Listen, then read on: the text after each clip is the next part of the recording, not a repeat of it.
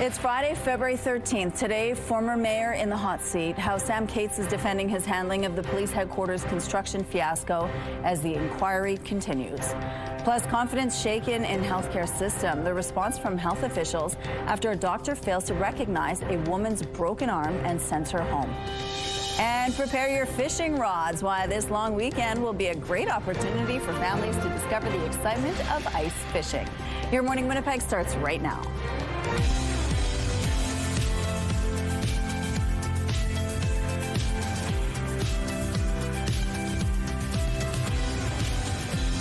Good morning, Manitoba. Happy Friday to you. Friday the 13th, Love it. And it's also Valentine's Day tomorrow. So Ainsley McPhail is going to show some really great gift ideas, or some ideas if you want to stay at home or do something special with your sweetie. She's going to have that throughout the morning. But the weather, if you want to go ice fishing, how's it going to be? It's so mild. Like, honestly, you get those things done now before the integrity of the ice falters altogether, because we're still looking at a stretch of well above seasonal temperatures. Now, I mean, when we're dropping down to -9 overnight, I don't think we have too much to worry about. But still, -9 is a lot closer to a normal daytime high than what a seasonal low would be. That would be around -18, and we're obviously well above that. Even with a wind factored in, it's barely a wind, not even a breeze. 6K winds out of the northwest, making it feel like -12. The pressure is rising with the humidity sitting at 95%. Ended up getting really foggy again through the latter part of the afternoon and evening yesterday. Intense, heavy fog, poor visibility. Things kind of cleared out. Cloud-wise, it will remain quite clear and sunny for us. Fog-wise, we could be seeing more of that developing again, although for the time being, it's quite clear, but that may change over the course of the morning. Taking a look right now at the futurecast to see how things will play out behind the fog. Well, a bit of flurry activity moving across parts of northern Manitoba, and then here in the south, yes, enjoying some clearer conditions all through southern Manitoba. Central Manitoba might also start to see a little bit of that flurry activity passing through later on today. So central, northern Manitoba could be a little bit snowy. We'll start to see more of those clouds moving in overnight. Saturday will probably be on the cloudier side again. Who knows behind the fog, because we are expecting the fog to be an issue for the next couple of days. And there you can see into Sunday, maybe even just getting passed over by a little bit of flurry activity. So again, the lines that you're seeing, that is indicating the fog that we're likely to experience, but those temperatures up around the freezing mark. However, it will be cooling down through the early to mid part of next week. We're going to see those temperatures returning to the more seasonal values, maybe even a little more precipitation to come along with it. Thank you, Terry. Any large event in Manitoba taking place in the coming months should be considered a potential measles exposure site. That's the message from provincial health officials. The province has issued a statement saying it's trying to track dozens of cases related to Ag Days in Brandon last month. It has also updated its list of known exposure locations, and it includes the 300-level seating and concourse of Canada Life Centre on the evening of February the 4th during the Winnipeg Jets-Montreal Canadiens game. Additionally, it says community transmission is being reported in the Prairie Mountain Health Region. As a result, it is expanding the criteria for an early dose of the MMR vaccine to include infants aged 6 to under 12 months who reside in or regularly travel to the region. Really highlighting the need for everyone to take as much caution as possible, and those children under a year but over 6 months, we really want to encourage them to get that early dose of vaccine to protect them from that ongoing transmission. Roussin also warns Manitoba is dealing with a large number of influenza cases this season. He's urging Manitobans to get influenza and COVID-19 vaccines. Former Mayor Sam Cates testified at the police headquarters inquiry Thursday. The sale and construction of the former Canada Post building was the subject of an RCMP investigation and a number of lawsuits. And as CTV's Jeff Keel shows you, Cates, who was mayor from 2004 to 2014, was questioned for hours about the project. At the police HQ inquiry, former Mayor Sam Cates was grilled about a sale of land he says took place between himself, the city's former CAO Phil Schiegel, and the contractor who built the downtown police station. The key thing in life is your reputation and your credibility. Cates testified he was an investor in a parcel of land with Schiegel and others in Arizona. The inquiry heard a portion was sold to Armic Babacanians in 2011, whose company Caspian Construction was awarded the police HQ project. Cates told the inquiry he has no emails or existing tax records of the deal. Is there a reason why you never emailed Mr. Schiegel to confirm your understanding of the arrangement? I think verbally was fine. I had no issue with it. Cates also said he did not disclose the sale to anyone at the city. He was asked if he now views this as a conflict of interest. Do you now acknowledge, having looked at it, that there was a conflict of interest both by you and Mr. Schiegel at the time? I think I acknowledged that in 2018 in a scrum, saying it would have been so much better and appropriate if I had made people aware of this. The project ballooned in price from $135 million to $214 million. In decade-old court documents, RCMP alleged the city was defrauded of millions of dollars. The inquiry heard the Arizona land sale was worth $327,000. A civil court judge in 2022 concluded Schiegel accepted a bribe from Caspian for the same amount. Cates says he never made decisions to benefit Caspian based on the land deal, and he says he never took a bribe and is hurt by the accusation. I'm offended and disappointed that, I take great offense to that. Jeff Keel, CTV News, Winnipeg. This is not a criminal or civil trial, but a way of finding information. Cates says he will speak with the media when the inquiry is over. Members of the Legislative Assembly in British Columbia paid tribute Thursday to the victims of Tuesday's horrific mass shooting in Tumbler Ridge that left 8 victims and the shooter dead. MLAs stood in the House, their heads bowed, in tribute to those whose lives were lost, their families, and the entire community of Tumbler Ridge. The throne speech was cancelled. Instead, an official day of mourning in the province was declared. BC's premier spoke outside the legislature, with all of the MLAs standing behind him in solidarity. Symbolic standing with the community, I think, is the most important thing. It's what we can do in a moment when everyone struggles to know what to do. The mayor of Tumbler Ridge recommended, as the Lieutenant Governor said, to reach out, give a hug, pat someone on the back, reach out, give them that support. And I think that's what we're doing here today as a group. Prime Minister Mark Carney will travel to Tumbler Ridge today to attend a vigil. Conservative Party leader Pierre Poilievre, Bloc Québécois leader Yves-François Blanchet, NDP interim leader Don Davies, and Green Party leader Elizabeth May will also be in attendance. The Trump administration is ending the controversial immigration crackdown in Minnesota. I have proposed, and President Trump has concurred, that this surge operation conclude. The U.S. border czar says the enforcement operation over the past 2 months was a success, leaving Minnesota safer. Tom Homan says some U.S. personnel will remain until investigations are wrapped up.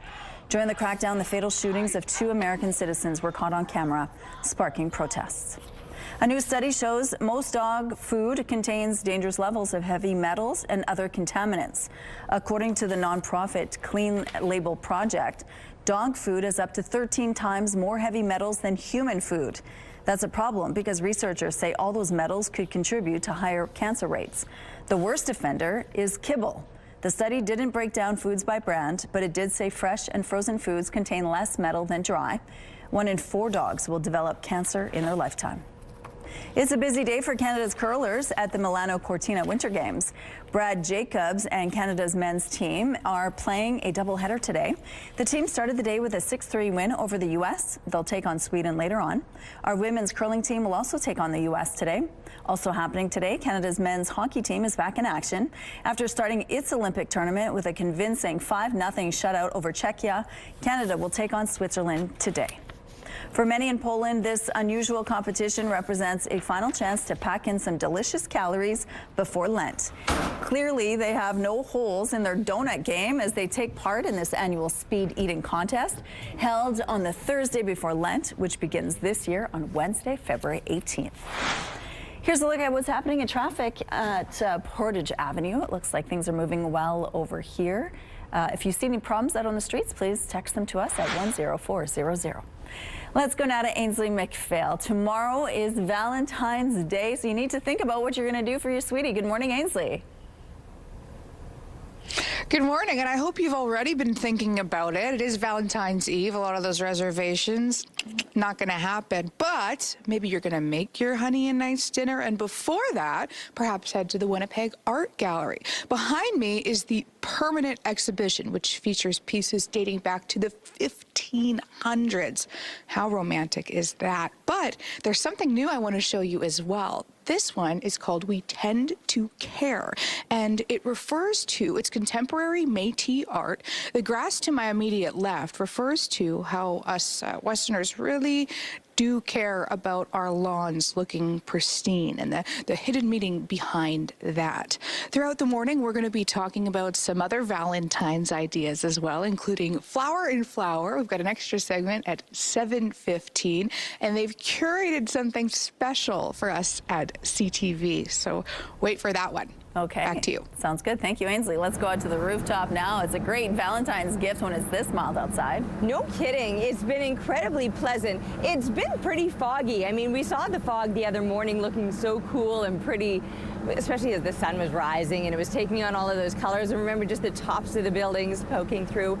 Well, the fog that we saw descend on the city again by yesterday evening looked entirely different, because without that glow of sunrise, it just took on that very eerie effect and was down to near zero visibility. It was such a dense fog. That has cleared out now. Clear start to your morning. It is still very mild and well above seasonal. We're sitting at -8 right now with a wind 8 clicks. The pressure rising, humidity sitting at 95%, but there's still very much that dampness in the air right now with that humidity as high as it is, and very likely could see some fog developing once again, not just today, but over the course of the next couple of days. There will likely be some sunshine. It's very clear out here. Behind the fog, if we do see it developing, will be a sun and blue sky waiting to shine again. Honestly, my walk home yesterday, the blue sky with the hoarfrost, the trees looking all pretty and crisp and white. You know, the other thing on my walk home, I was getting pelted by, it was almost like rice pellets, and I realized it wasn't snow, it was the rime frost that was blowing off of the trees. Honestly, it was like little basmati rice rainfall that was coming down. It was quite interesting. Anyway, foggy day ahead, but it's going to be mild. We'll take a break. We'll be back with Your Morning Winnipeg. Weather is brought to you by Strictly Amish, exclusively in Arborg, Manitoba.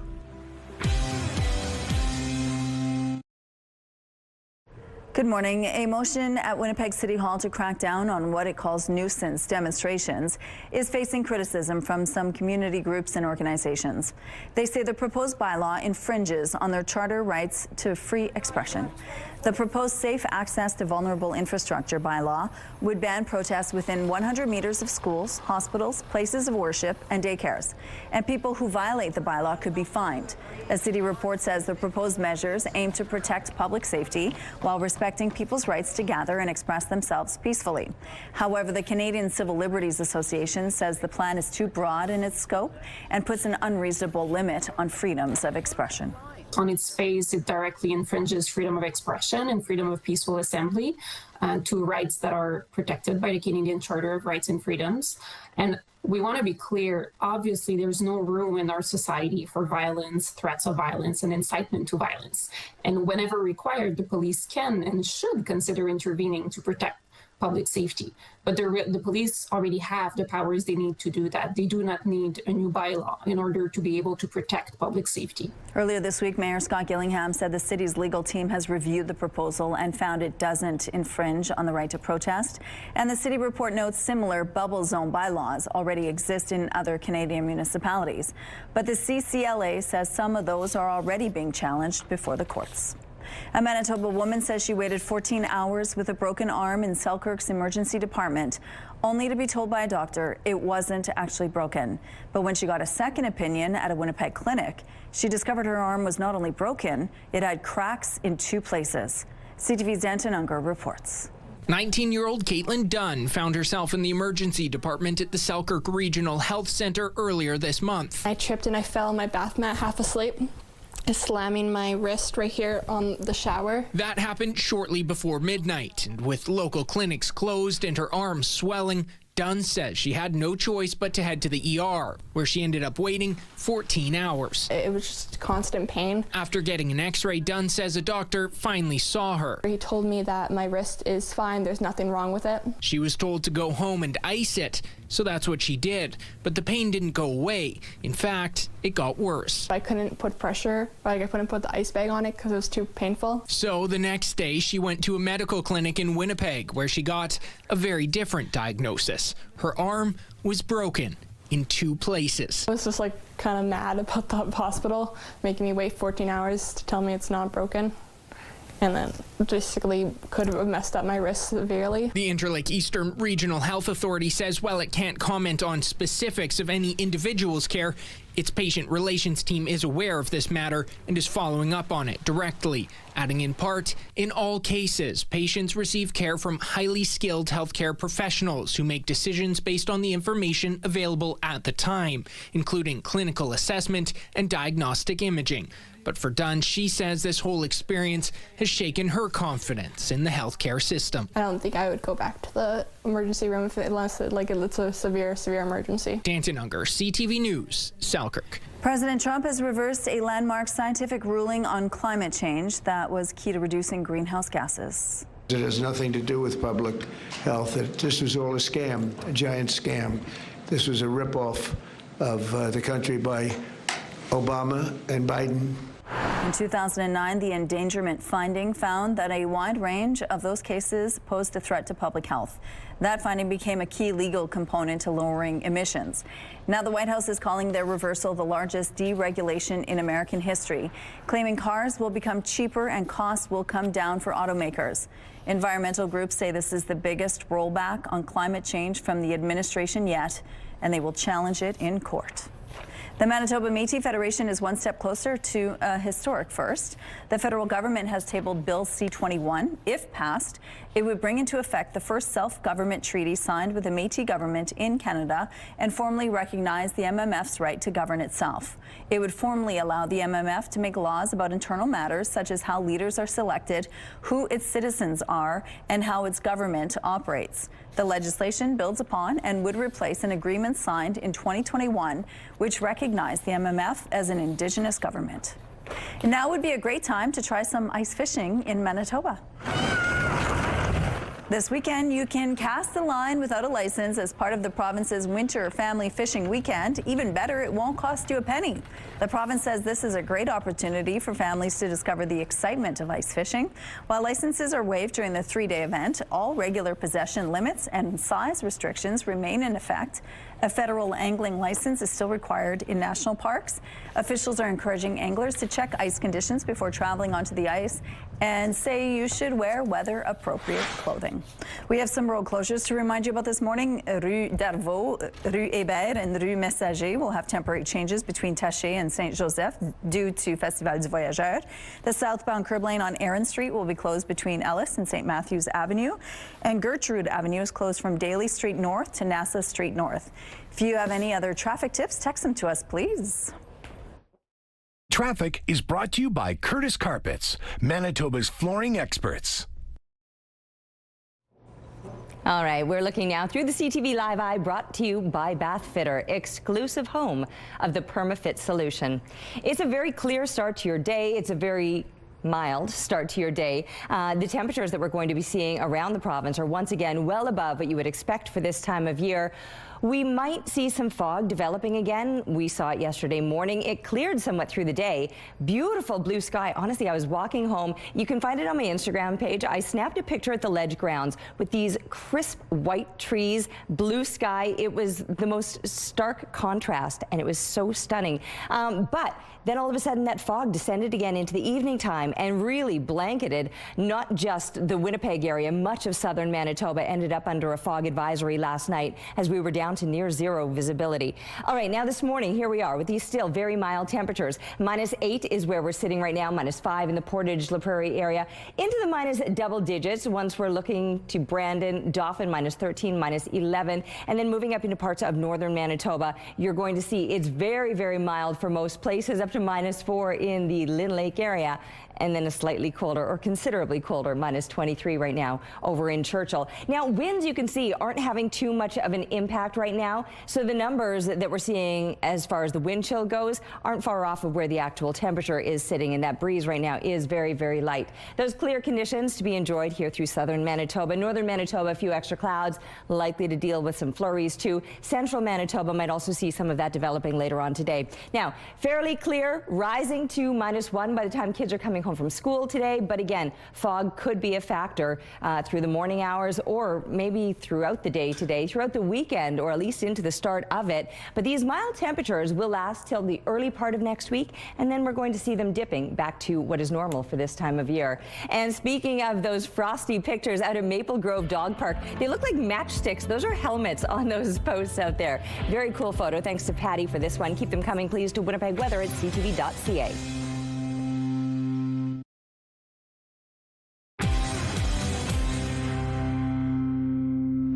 Get ready for a winter celebration. Festival du Voyageur is almost here. Thursday marked the opening ribbon-cutting ceremony for Western Canada's largest winter festival, and this year's edition will feature the return of a beloved landmark. Maison du Chaboyer, a rustic log cabin, will be making a return after being closed since 2023 and will be hosting workshops. The festival will also feature lots of live music, snow tubing, maple taffy, and of course, snow sculptures. We've got all of the classics, and we have a beautiful year full of snow as well, so there's sculptures all over the park. And we also have Fort Gibraltar is open. You can go discover life in 1815. Our playground actually looks really, really great this year as well. We've got lots of fun stuff for kids and a brand new activity that's all about Manitoba freshwater fish. The event kicks off today and runs through to the 22nd. 2 recent celebrity deaths linked to colorectal cancer have prompted experts to remind the public about the importance of screening for the disease. CTV's Pauline Chan has the details. What? Catherine O'Hara and James Vanderbeek had both been diagnosed with colorectal cancer before they died. It's the 4th common cancer in Canada, and it's the 3rd leading cause of death for both men and women. So these were very famous cases, but this is happening to average people every day. And more cases recently are being diagnosed in younger people, aged 25 to 49. Vanderbeek was just 48 when he died. There's a lot of research around this, but nobody really knows why it's increasing in this young age group. Jen Waterman knows the importance of early detection. She was just 42 when she was diagnosed with stage 3 cancer in 2020. When I talked about the symptoms, what I was experiencing, I really did think it was stress. Like, it was all in line. That's all I thought it was. If colorectal cancer is caught early, by that we mean stage 1, it has not spread, the survival rates are 90%. And so we're looking at great statistics for survival. However, if it is caught at a later stage, the survival drops down significantly. In Canada, screening is covered starting at age 50, but you may need earlier screening if you have symptoms like blood in your stools or a change in bowel habits, or if a close relative had colorectal cancer. Meaning your mother, your father, or a sibling that has had colon cancer, you should be screened actually 10 years younger than the onset of that family member's disease. These situations are also covered by OHIP. I don't have any of the risk factors at all. I mean, not only being young, but there's nothing in my family. Jen is grateful her doctor took her concerns seriously as soon as she mentioned them, and she says she owes her life to early screening.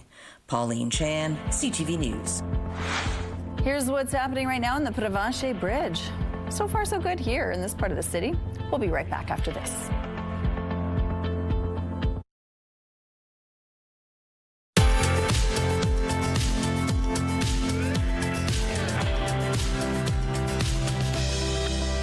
A mild start to your Friday morning. Yes, the weekend is here and it's going to be looking pretty good, feeling pretty good with these above seasonal temperatures. -8 is where we're sitting right now, feeling like -13 once you're factoring in that breeze, but it's very light, just 8 clicks out of the west.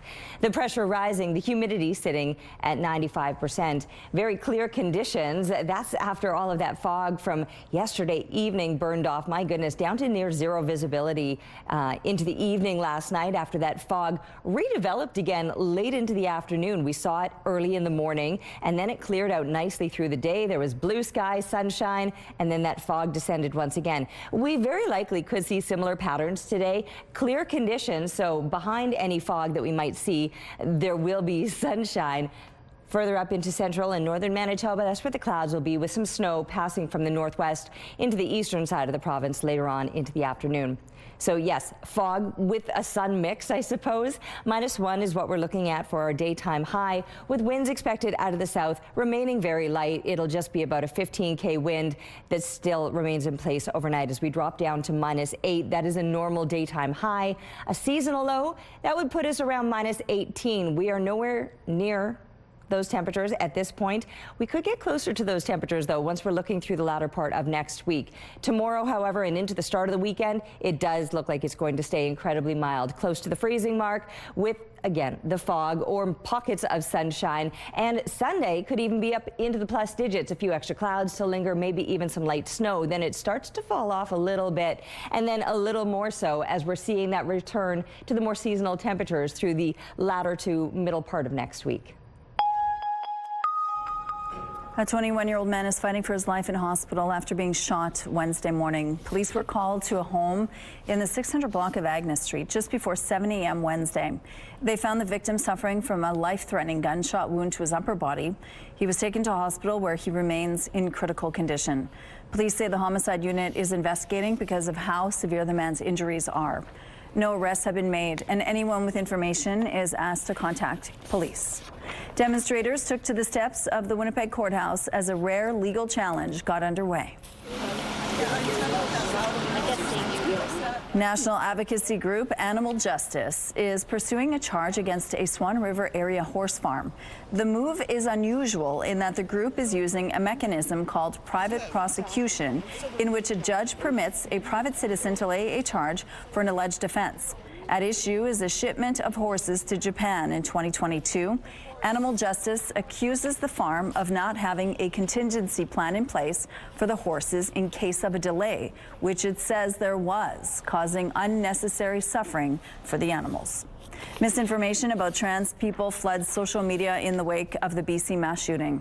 Discrimination and false claims spread online following reports about the 18-year-old shooter's gender identity. CTV's Heather Wright looks into what the facts reveal.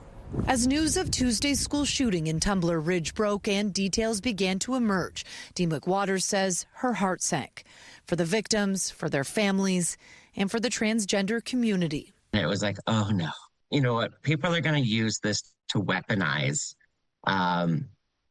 hate. Even before the shooter's identity was confirmed by police, speculation about their gender identity was spreading across social media. Among them, a post from BC MLA Tara Armstrong, which said there is an epidemic of transgender violence spreading across the West. Elon Musk also shared a number of tweets claiming that trans people are more likely to carry out mass shootings. Armstrong has not responded to our request for comment, but for members of the trans community, there is a worry these statements will lead to further marginalization. This has nothing to do with ideologies, politics, being transgender. It's a mental health issue. And according to statistics, mass shooters who identify as transgender are rare. I think it's a product of the information environment that we're in. So when a shooter is transgender, that becomes the headline and that becomes the story. James Densley is a co-founder of the Violence Project, which tracks mass shootings in the United States defined as 4 or more people shot and killed. He says they have just one incident in their database, a 2023 school shooting in Nashville, involving a shooter that identified as transgender. Densley says linking trans identity with violence is an extension of other ways the trans community has been demonized. There's been a lot of conversations about transgender people's role in society, their access to care, for instance, their access to bathrooms. This is an extension of that line of thinking. According to a number of studies, transgender people are more likely to be victims of violence themselves, with instances of transgender hate crimes on the rise. Heather Wright, CTV News, Toronto. We're learning more about what happened inside the school when the shooting happened on Tuesday. Some of the students and teachers who survived are now sharing their stories. I was confused and scared. It went off a few more times, and my teacher realized what was happening, and we had to hide behind her desk. 13-year-old Dennis Meehan talks about the moment he heard gunshots. He says he's still trying to make sense of the situation and feels lost. It was a real situation, and my goal at the time was, I have these 15 kids to get out of here. I want these 15 kids to be safe. Jarbas Naraunya was teaching mechanics when a student told him shots had been fired. He says his protective instincts kicked in. He now mourns for the students who were killed. Students he says he taught just an hour before the shooting. Lufthansa is trying to get back on schedule after a one-day strike by pilots and cabin crew. The job action left tens of thousands of travelers stranded. The strike grounded departures in all German airports, including major hubs in Frankfurt, Munich, and Berlin. Workers are looking for improved retirement benefits. An airport in the southwestern corner of Manitoba is getting an upgrade. The Deloraine Winchester Airport is located just over an hour southwest of Brandon. The province says it is spending nearly $1.5 million to improve safety, increase access for STARS Air Ambulance, and support for Canada Border Services aerial surveillance. The airport will be reclassified from rural to regional and will see its runway repaved and upgrades made to its lighting systems. Work is expected to be complete this fall. Here's a look at what's happening in the traffic situation now along the Norwood Bridge. Still quite light in this part of the city. No issues to tell you about at this point in the drive. Here's a look at your gas prices. The Canadian average is $1.31. The provincial average is $1.20. And in Winnipeg, the average is $1.19. And the lowest price in the city is $1.12. All this information is on gasbuddy.com. Here's a look at what's happening on Taché. Still quite light over here as well. We're going to take a break. We'll be right back.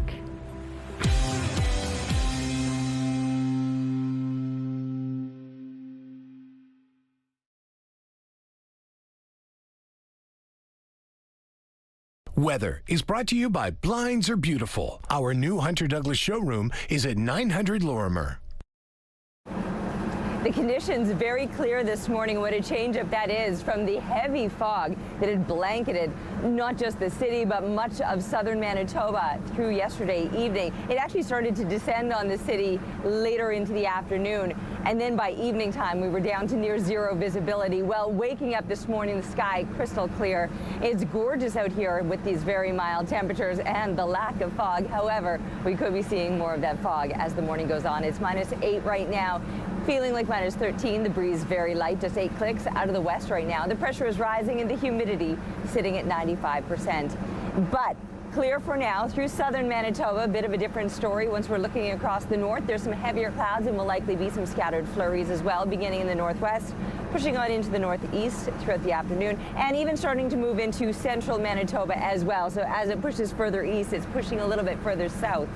Here in the south, it will likely remain very clear, but we could be dealing with the fog. So a mix of fog and cloud is what we'll go with for today, and these very mild temperatures that'll take us right up around the freezing mark. Heading on over to, sorry, I missed that. Oh yeah, we've got Ainsley McPhail. She's out on location this morning. That's where we're gonna go now. Hey Ainsley, what's up? Good morning. Now, these sweets have been seen and tasted all around the world. Flour and Flour. I'm sure you know the name. Rachel Nettelig joins us now to show us all about it. And you made something special for us today. How do you curate your designs? You know, flowers are just the most natural and beautiful things to decorate a cake with. So, you know, we just sort of find the inspiration out in nature. Mm-hmm. And you've done tons of stuff. I don't even know where to begin because even this table is full of them. But what sorts of things have you created for folks? So we do a lot of cookies, cakes, but we also now have developed a line of consumer packaged goods that are sort of shelf stable, and we ship worldwide.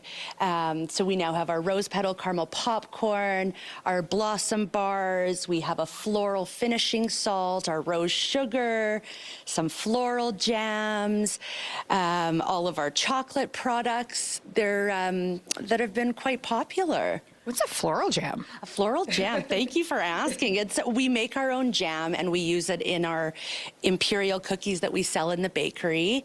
I'd love to invite you to taste our rose petal jam if you're interested. Absolutely. Maybe I'll do it right at the end of the segment because I do have to ask you some more questions, and I don't want to be like, how romantic is it too? But Valentine's ideas, Valentine's options is what we're talking about throughout the morning. Even this, even Mom would like a box of gorgeous chocolates. Yeah, our blossom bark is one of our most popular items as well. We do brownies, shortbread, cookie sandwiches. It's on a bed of our rose petal caramel popcorn. We really, the sky's the limit when it comes to edible flowers, and we really have tried to incorporate sweet, savory, different, palettes and stuff like that. Well, they didn't bring it in.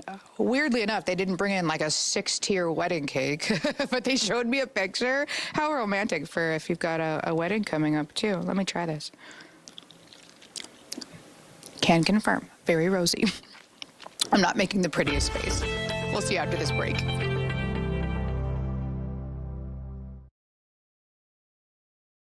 Looking at the early markets this morning, the Dow Jones lost 177 points. The Nasdaq is 60 points down. The S&P index dipped 17 points. The Canadian dollar is slightly low, set to 73.45 cents U.S. Overseas, the Hang Seng is 465 points lower, and the Nikkei fell 697 points. Good morning, it is 6:46. The city of Steinbach is putting the finishing touches on its community safety and well-being plan. Mayor Earl Funk says the city's preliminary strategy is undergoing some reviews and will be released sometime in the spring. It's a guiding document which will outline the city's priorities in areas such as transportation, housing, healthcare, safety, and social services. Funk says many of the strategies put forward in the plan are already underway. Some of the action points will be very targeted, but some of them will be, like more of overreaching, like what we need to do. This is where people are falling through the cracks. This is where we need to fix, right? And so I think that is going to be that's where the document will be very valuable. Mayor Funk says there are no direct financial implications for the plan. However, he says the province has put forward $60,000 to get the ball rolling as soon as it's introduced. The plan was created in conjunction with several local groups, such as the local RCMP, School Division, and Health Authority, and informed by surveys from residents. A United Way initiative will continue for at least 3 more years after the province renewed and added to its funding agreement. $500,000 in new funding from the Department of Families will be added to the For Every Family initiative. That brings the provincial government's commitment to up to $2 million annually for the next 3 years.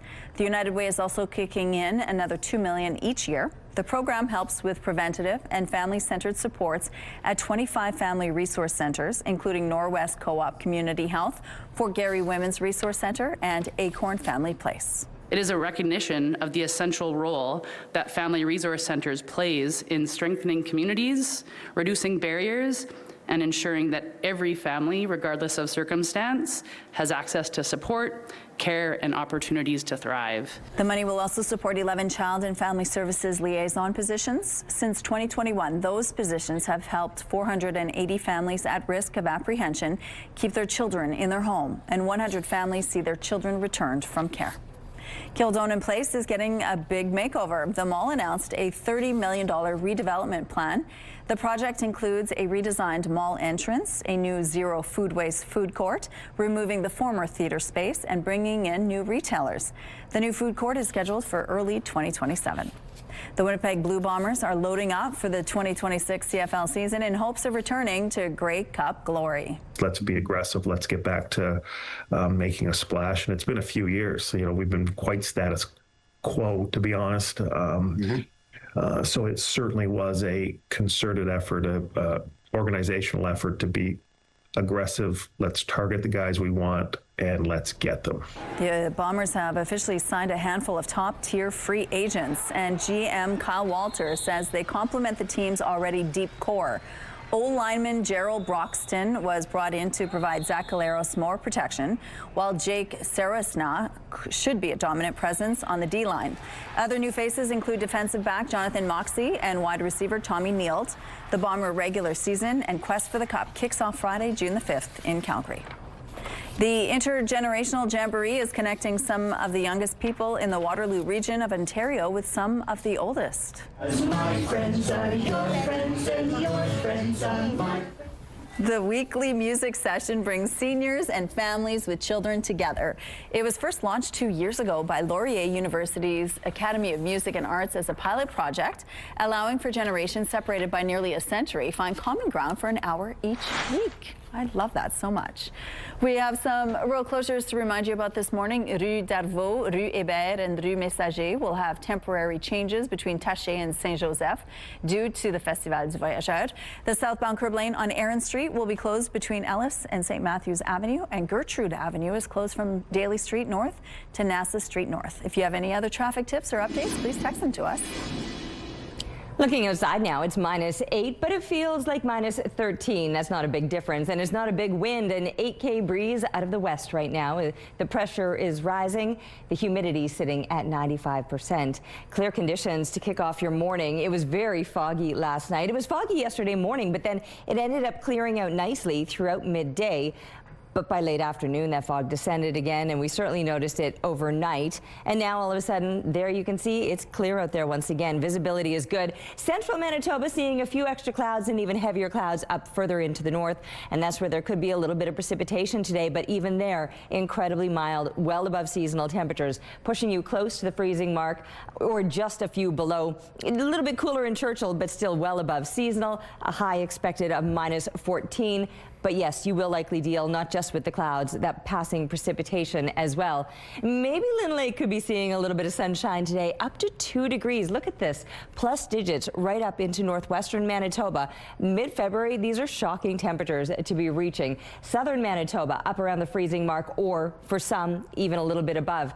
Now, some of us will likely see that fog today. Brandon, one of the places, that's what the lines are. I'll just have to keep reminding you because it's kind of a weird icon. We know this is what we get, though. So the fog through places like Winnipeg, Steinbach. Yesterday, there was that fog advisory through much of southern Manitoba, but it is clear behind that. So a lot of folks could also be enjoying some sunshine today. And yeah, plus digit temperatures very likely for many places. Or if you are below the freezing mark, it's likely only by a degree, which is where we'll probably be through the end of the week and the start of the weekend. Even warmer by the end of the weekend, pushing up into those plus digits and then starting to dip slightly, and then eventually seeing a return to those more seasonal temperatures through the early part of next week. Thank you, Terry. Let's check in now on Bo and Gabby at Bounce 99.9. Good morning, you two. Happy Friday. Happy Friday the 13th.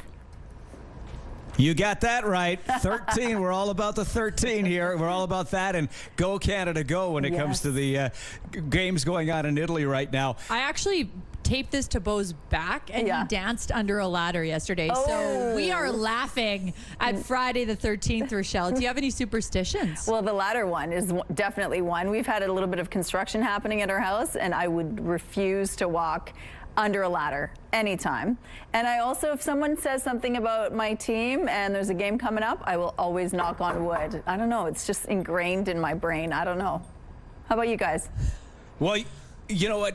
My superstitions all revolve around sports. I mean, if I've got a lucky jersey, I'll keep wearing that till, things go wrong. Even with a bath towel. If there's a bath towel that I'm using and my team's winning, I probably use that bath towel a little too long. Oh. But that's my thing. I don't know about Gabby. Do you have any? For months, he's using the same bath towel, Rochelle. As a kid, I was so paranoid about cracks in the sidewalk. I don't think I stepped on a crack for like 7 years, which is quite the commitment. It was a is. lot of dancing around, walking along the street. That's the only one for me. I don't really believe in it, but now that I've said that, I'm probably going to have some dose of bad luck. What about movies? Because we were talking about sappy versus scary movies this weekend, especially with Valentine's Day, of course, being on Saturday. I'm all about the scary movies. Bo is a mix, right? Give me The Notebook anytime, okay? I'm all with the sappy stuff. How about you, Rochelle? I'm sort of in the middle. I like them both. I don't like the slasher films, but I like those psychological thrillers, maybe, and spooky stories. From some of the spooky stories from the 80s, I think, are the best that were ever told. Anything with Stephen King makes me happy, but then I do love the romance as well. During Christmas time, I'll always watch a Hallmark movie. It makes me happy a lot of the times. Looks like Rochelle and I should hang out together because we both love sappy movies and Stephen King. Yeah, just not under a ladder, you guys. All right, we'll see you next week. Thank you. See ya. A viral moment at Victoria's airport is back in the spotlight again. It stars one family whose prehistoric pranks aren't going extinct anytime soon. Here's CTV's Adam Sawatsky. Owen and his brother Ethan have a tale to tell that begins with a tail. I saw a tail. I thought it was like somebody dressed in a costume, but then I noticed it was a T-Rex, And then, a couple years ago at this airport in Ontario, this happened. I've seen Jurassic Park like tons. So you knew what could happen? Yeah.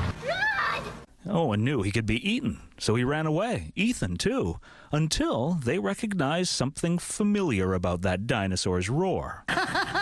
Then I saw her face, so I knew it was my grandma. Her daughter, Tabitha, wasn't surprised. She's nuts.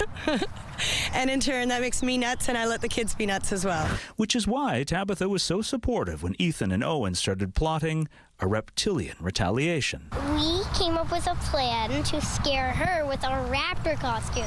The brothers practiced their roars and headed to the arrivals lounge. And we waited like tons to like come and hug her like scarily, And then from behind the sliding doors, the Grandmasaurus emerged. She just came holding a suitcase and coffee in a T-Rex outfit. The exact same one she scared me 2 years ago. She got you again. Yeah, I didn't see that coming. Grandma Cheryl says she felt surprised too, followed by pride. Oh, okay. It runs in the family. Now, Cheryl is indulging in some prehistoric playtime with her grandsons. Life is short. Have fun. It doesn't matter what anybody thinks. Except when it's two rowdy raptors thinking. I can't really tell you because she's literally right there. But is there a plan? Yes. When it comes to Jurassic joking, in this family, there's no extinction in sight. I'll get her next time. Adam Sawatsky, CTV News, View Royal. They're also sneaky, those little ones. All right, here's a look outside now at Notre Dame Avenue. It looks like things are moving well to start off this gorgeous Friday morning. We'll be back with your 7 o'clock headlines. Stay with us.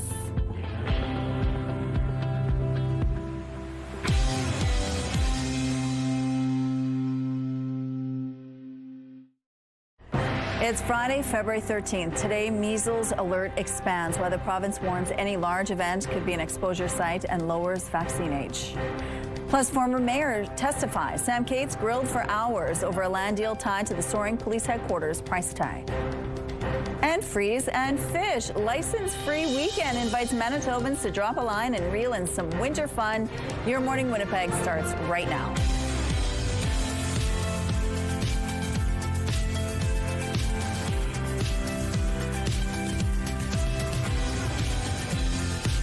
Good morning. It is 7 o'clock on your Friday. Thank you so much for being with us. It's exciting because Testifies Voyageurs kicks off today. So we're going to find out what's back that everybody loves and what's new this year. But also on another note, I just wanted to highlight this gorgeous pink card that I got yesterday, my first Valentine of the year. And it's from the students at École George V School, grade 2 and 3 class, and the grade 5 and 6 class for I Love to Read.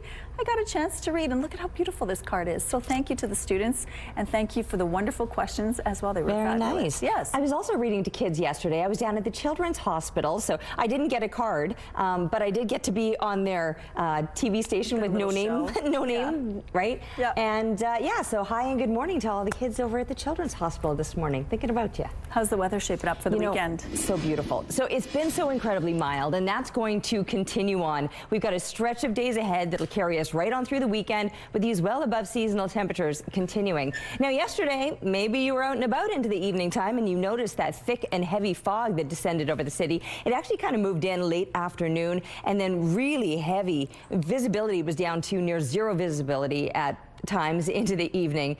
That's gone. It is now lifted, dissipated. We're waking up to very clear conditions, but we could see more fog developing over the course of the day. It's -8 right now, feels like -13 with an 8K wind out of the west. The pressure is rising and the humidity sits at 95%.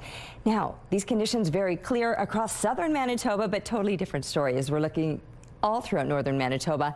That's where there's going to be some clouds. That's where there's probably also going to be some snow. Here's a look at the futurecast, and you'll see what I'm talking about. The flurries beginning in the northwest, pushing over into the northeast, and then even central Manitoba could get clipped with some of that activity as well. Here throughout the south, this is the best chance of seeing some of that sunshine, but it might be mixed in with some fog, either through the course of the morning or again into the evening time, as we saw yesterday when that fog really settled in. Heavier clouds, perhaps, for tomorrow. We might see pockets of sunshine, but we too could be seeing some precipitation later on into the weekend. Just know, though, it's going to be incredibly mild. These temperatures well above seasonal, up around the freezing mark for the next several days into the start of next week, maybe even those plus digits Sunday. The cool down will come eventually Tuesday through the latter part of the week. Things will be dipping ever so slightly. Thank you to Matthew. I love this. It kind of looks like looking out from inside the window. A beautiful shot of maybe a sunrise or sunset. We'd love to see what you're working on as far as your art goes, so send those pictures to winnipegweather@ctv.ca. The Weather Art of the Day is brought to you by 103.1 Virgin Radio. Thank you, Terry. Any large event in Manitoba taking place in the coming months should be considered a potential measles exposure site. That's the message from provincial health officials. The province has issued a statement saying it's trying to track dozens of cases related to Ag Days in Brandon last month. It has also updated its list of known exposure locations, and it includes the 300-level seating and concourse of Canada Life Centre on the evening of February the 4th during the Winnipeg Jets-Montreal Canadiens game. Additionally, it says community transmission is being reported in the Prairie Mountain Health Region. As a result, it is expanding the criteria for an early dose of the MMR vaccine to include infants aged 6 to under 12 months who reside in or regularly travel to the region. Really highlighting the need for everyone to take as much caution as possible, and those children under a year but over 6 months, we really want to encourage them to get that early dose of vaccine to protect them from that ongoing transmission. Roussin also warns Manitoba is dealing with a large number of influenza cases this season. He's urging Manitobans to get influenza and COVID-19 vaccines. Former Mayor Sam Cates testified at the police headquarters inquiry Thursday. The sale and construction of the former Canada Post building was the subject of an RCMP investigation and a number of lawsuits. And as CTV's Jeff Keel shows you, Cates, who was mayor from 2004 to 2014, was questioned for hours about the project. At the police HQ inquiry, former Mayor Sam Cates was grilled about a sale of land he says took place between himself, the city's former CAO Phil Schiegel, and the contractor who built the downtown police station. The key thing in life is your reputation and your credibility. Cates testified he was an investor in a parcel of land with Schiegel and others in Arizona. The inquiry heard a portion was sold to Armic Babacanians in 2011, whose company Caspian Construction was awarded the police HQ project. Cates told the inquiry he has no emails or existing tax records of the deal. Is there a reason why you never emailed Mr. Schiegel to confirm your understanding of the arrangement? I think verbally was fine. I had no issue with it. Cates also said he did not disclose the sale to anyone at the city. He was asked if he now views this as a conflict of interest. Do you now acknowledge, having looked at it, that there was a conflict of interest both by you and Mr. Schiegel at the time? I think I acknowledged that in 2018 in a scrum saying It would have been so much better and appropriate if I had made people aware of this. The project ballooned in price from $135 million to $214 million. In decade-old court documents, RCMP alleged the city was defrauded of millions of dollars. The inquiry heard the Arizona land sale was worth $327,000. A civil court judge in 2022 concluded Schiegel accepted a bribe from Caspian for the same amount.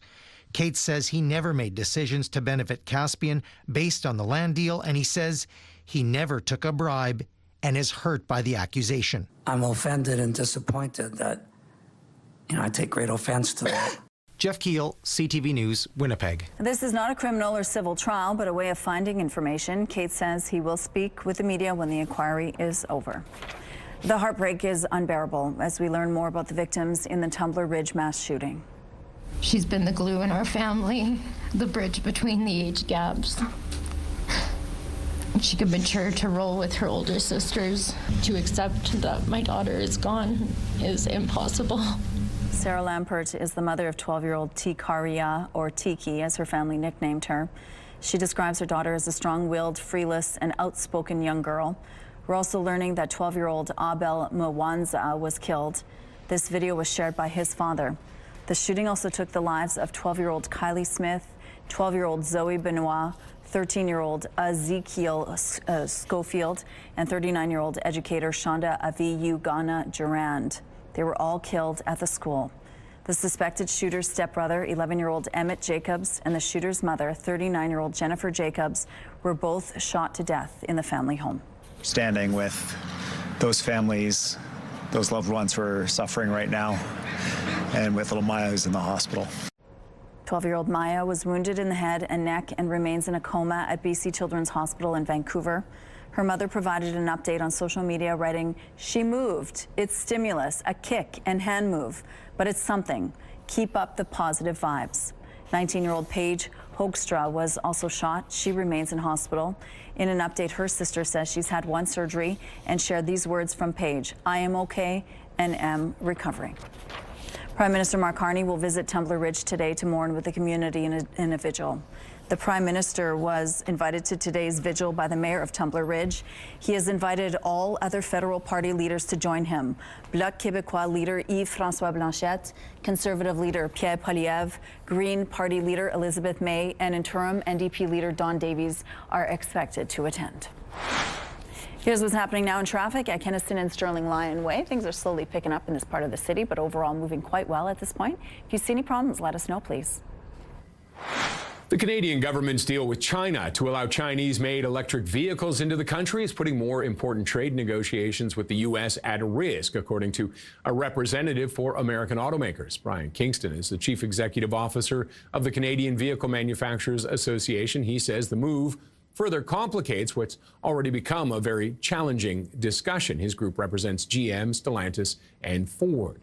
TELUS announcing a surprising succession, marking the end of Chief Executive Officer Darren Entwistle's 26-year tenure. They've tapped recently retired bank chief Victor Dodig to take over the company as it faces investor pressure over its slow growth. And finally, Meta was granted a patent in late December that outlines how a large language model can simulate a person's social media activity, such as responding to content posted by real people, even if said person is dead. We have no plans to move forward with this example, a spokesperson for Meta told Business Insider. Those are your morning business headlines. For B&M Bloomberg, I'm Roger Peterson. It's Valentine's Day tomorrow, and if you're looking for some gift ideas or date ideas, Ainsley, you've got us covered this morning. Hello. Hello is right. This is how you introduce a lady, you know? This is the standard, gentlemen. I want to get home, and I need an entire spread from DeLuca's. I want 3 cakes from Flower and Flower, beautifully designed. I want cookies, and I want a box for my friends. That's exactly what that's the standard now. We are going to be learning all about this coming up in the 7 o'clock and the 8 o'clock hours. We're even going to have some live music from a violinist who plays the hits. How great is that? The Winnipeg Art Gallery, they have their Nourish event, which sold out. But guess what? 2 tickets have been made available for the first 2 that picked them up. So those are our viewers. They're going to have an extra special romantic dinner. Stay with us, and if there's 1 or 2 or 3, if there's nothing left, you'll know why. Okay. We'll know who did it too. Okay, thank you. Out on the rooftop now, chocolate on Valentine's Day. Yum. Perfect. I'm with you on that. How's it feeling out there? Beautiful. It is such an incredibly mild start to the day. We're getting used to these mild temperatures, I think, now. What we had to deal with yesterday on top of the mild temperatures was, of course, the fog, which we saw the day before as well, and we'll likely see for the next couple of days. So sure, it's going to remain incredibly mild and well above seasonal, but it could get foggy once again. At the moment, though, it is still clear. -11 is where we're sitting, so we've dipped slightly from where we were, but still well above normal. -15 is what it feels like once you're factoring in that wind, but that wind is only 6 kilometers out of the southwest. The pressure rising, the humidity sitting at 93%. And yes, the sky conditions pretty clear this morning. That's a nice change up from the zero visibility that we dealt with yesterday evening due to that fog, but we could again see that fog developing throughout southern Manitoba today. Otherwise, we would be dealing with these very clear conditions. Now, central and northern Manitoba, things might look a little different for you. Nowhere near as clear. Instead, you've got the clouds and likely a little bit of flurry activity beginning in the northwest, pushing into the northeast later on today, and eventually into parts of central Manitoba. And we, too, will likely see those clouds moving in for the weekend. Weather is brought to you by ABC Fire and Safety, your CO2 refill store. It's time now for a question of the day. Today is Friday the 13th, so we're asking, what superstitions do you have? And if you don't, tell us why not. You can text your answer to 10400. Make sure to follow the automated instructions so we can feature your response, and don't forget to include your name, please. At Your Morning Winnipeg, we're all about celebrating your amazing pets, furry, feathered, or scaly. Your Pet of the Week submissions are amazing. We want to see more, whether it's dogs, cats, birds, or any other pet pals. Send them our way. Drop your pet photos and a fun little story about them to Pet of the Week at CTV.ca, and then catch us every Thursday to find out if your pet is our Pet of the Week on Your Morning Winnipeg. We're going to take a break here. We'll be right back.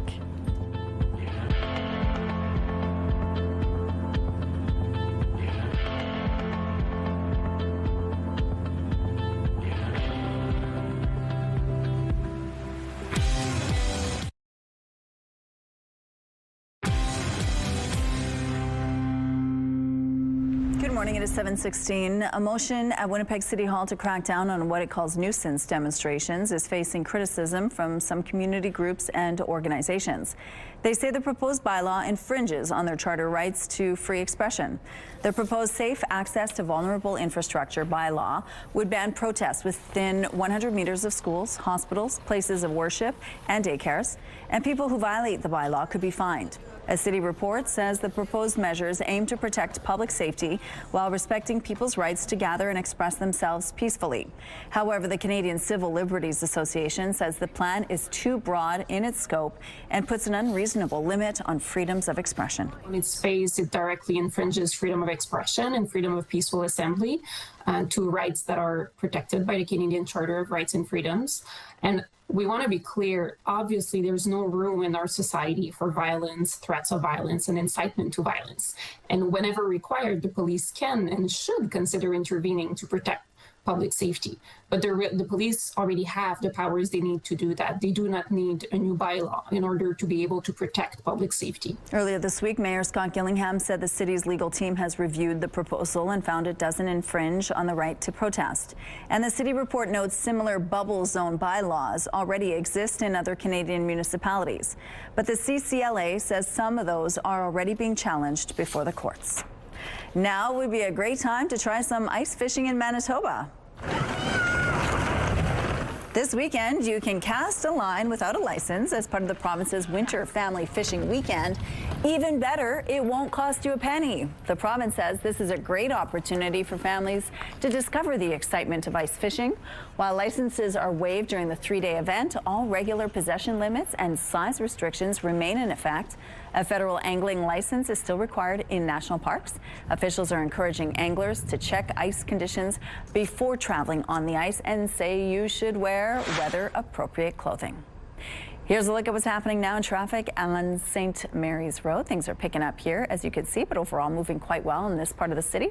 If you see any problems out on the streets, you got to let us know and text them to us at 10400. Traffic is brought to you by Mr. Lube Plus Tires. Open late, ready when you are. We're finding out about all kinds of Valentine's Day options, some sweet treats. Ainsley, happy Valentine's Day. Happy early Valentine's Day. I'm so overstimulated. I guess you could, I think this will still be good tomorrow. Although if I bring it back to the station, it's not going to be there by tomorrow. Flour and flour is another conversation, but they have special Valentine's treats. Rachel Nedelik is joining us. Tell us, well, I mean, you're going to have to tell us because we're already showing how immaculate this art is, but for Valentine's specifically. So our Valentine's Day in bloom is sort of what our theme is always with flowers. So we've got our heartthrob cakes, available chocolate, vanilla, or vegan. One of our best sellers in the bakery is our chocolate chip score cookie. So we had to make it massive, had to add flowers. Another really big seller of ours are our imperial cookies with the rose petal jam that you tried earlier is in the imperials. We love to offer fun boxes, sort of on theme for the holidays. So we have our little loves and our big love box. And this year we've come out with, you know, we sort of tell our kids not to play with your food, but this time we think play with your food, play tic-tac-toe, and then eat your dessert. So it's, you know, all fun and games. Oh, and who are these for? These can be for anybody. These can be for, yeah, men, women, children, ages, all ages. Everybody loves a cookie, and, you know, something a little bit more extravagant would be our cake, but the cookies are fun for everybody. Now everyone watching is wondering where they can find you. Where is that? We're located at 530 Waterloo Street at the corner of Cordon and Waterloo, and online at flowerandflower.ca. Thank you so much. Now, I mean, when you're out there in the dating market, I always say there's 3 different personalities: chocolate, vanilla, and of course, vegan. Coming up after the break. All right, thank you. We're going to tell you about another date idea. Okay, sounds good. You have a unique date idea for tomorrow for Valentine's. This is a sweet idea. You're donating blood tomorrow, Terry. Yeah, my husband and I booked an appointment at the clinic. We know the need is very high right now, right? Yes. And they've put many calls out. So, yeah, that's what we're doing for Valentine's Day. But then it also means you get all of the treats. Oh, yeah. And steak for dinner, right? So all of those lovely things that go along with the blood donation. So, yeah, that's how we're going to be spending the day. It is going to be a mild day. Just keep that in mind. It's going to be a mild weekend. Here's a look right now through the CTV Live Eye, brought to you by Bathfitter, exclusive home of the PermaFit solution. It has been mild. We've been dealing with these well above seasonal temperatures. Normal lows would typically be about -18. The closest that we're seeing to those numbers would be Brandon, coming in at -13, -12 over in Dauphin. We are in the minus double digits right now, -11 in Winnipeg. Fisher Branch also in those minus double digits. But you can also see there's a lot of places that are in the mid-minus single digits. And this is to kick off your morning. Those are already above seasonal daytime highs. That would be around -8. And right up into northern Manitoba, these temperatures remaining very, very mild. Churchill, slight exception to that, coming in at -21. But also the breeze very light. So wind chill values, they're really not that much different than where the actual temperature is sitting. Now it is fairly clear here through southern Manitoba. That's after all of that fog yesterday into the afternoon. It descended upon the city again, near zero visibility into the evening time. That is all cleared out. Things are looking much better now. Through central and northern Manitoba, there are some clouds, and with those clouds likely a little bit of snow.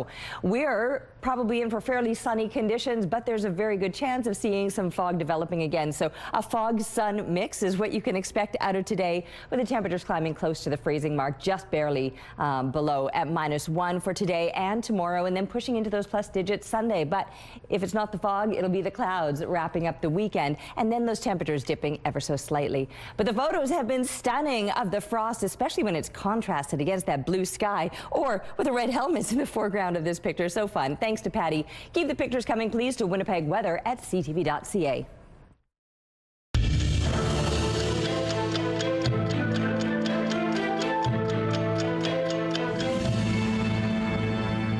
February 13th, 1895, the Lumière brothers were granted a French patent on their film projection machine. Their machine combined camera, film developer, and projector into a single unit. The unit became popular for its ability to project an image onto a screen so large an audience of people could view images simultaneously. February 13, 1947. An oil well dubbed Imperial Leduc No. 1 became the biggest oil strike in Canadian history when it began producing near Edmonton. The discovery led to an oil exploration boom, paving the way for development of Alberta's oil and natural gas industry. February 13, 2022, the Ambassador Bridge border crossing between Windsor and Detroit officially reopened. Officers on the Ontario side of the bridge arrested some 24 protesters who had gathered to oppose a range of COVID-19 restrictions and measures. In entertainment, former teen pop star and actress Hilary Duff is heading back out on tour and will make a stop here in Winnipeg next winter.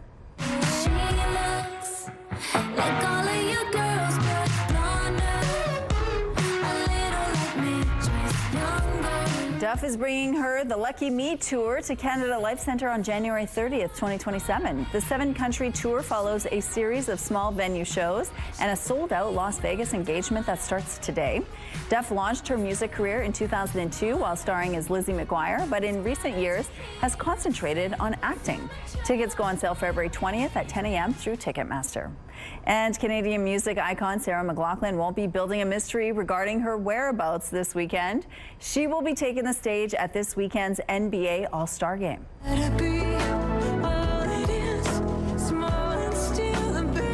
She'll perform "O Canada" before Sunday's marquee game. American R&B singer Brandy will sing the U.S. national anthem. Other performers set to hit the stage are Ludacris and John Tesh, who will perform "Round Ball Rock," which was the soundtrack to NBC's coverage of the NBA from 1990 through 2002. Start your Friday primetime lineup with some popcorn and a CTV movie. Recipe for Romance is on at 7. Children Ruin Everything comes next at 9, and The Big Bang Theory wraps things up at 10 o'clock. It's all right here tonight on CTV. Time now for this week's Adorable Adoptables. We start with Linola. Look at her sunnies. At just over a year old, she's playful and happy. Linola is a strong girl with a lot of energy, but listens so well and is ready to learn new tricks. Next up is Muffin. She's a 6-year-old tabby who loves routine and values consistency because it helps her feel safe and secure.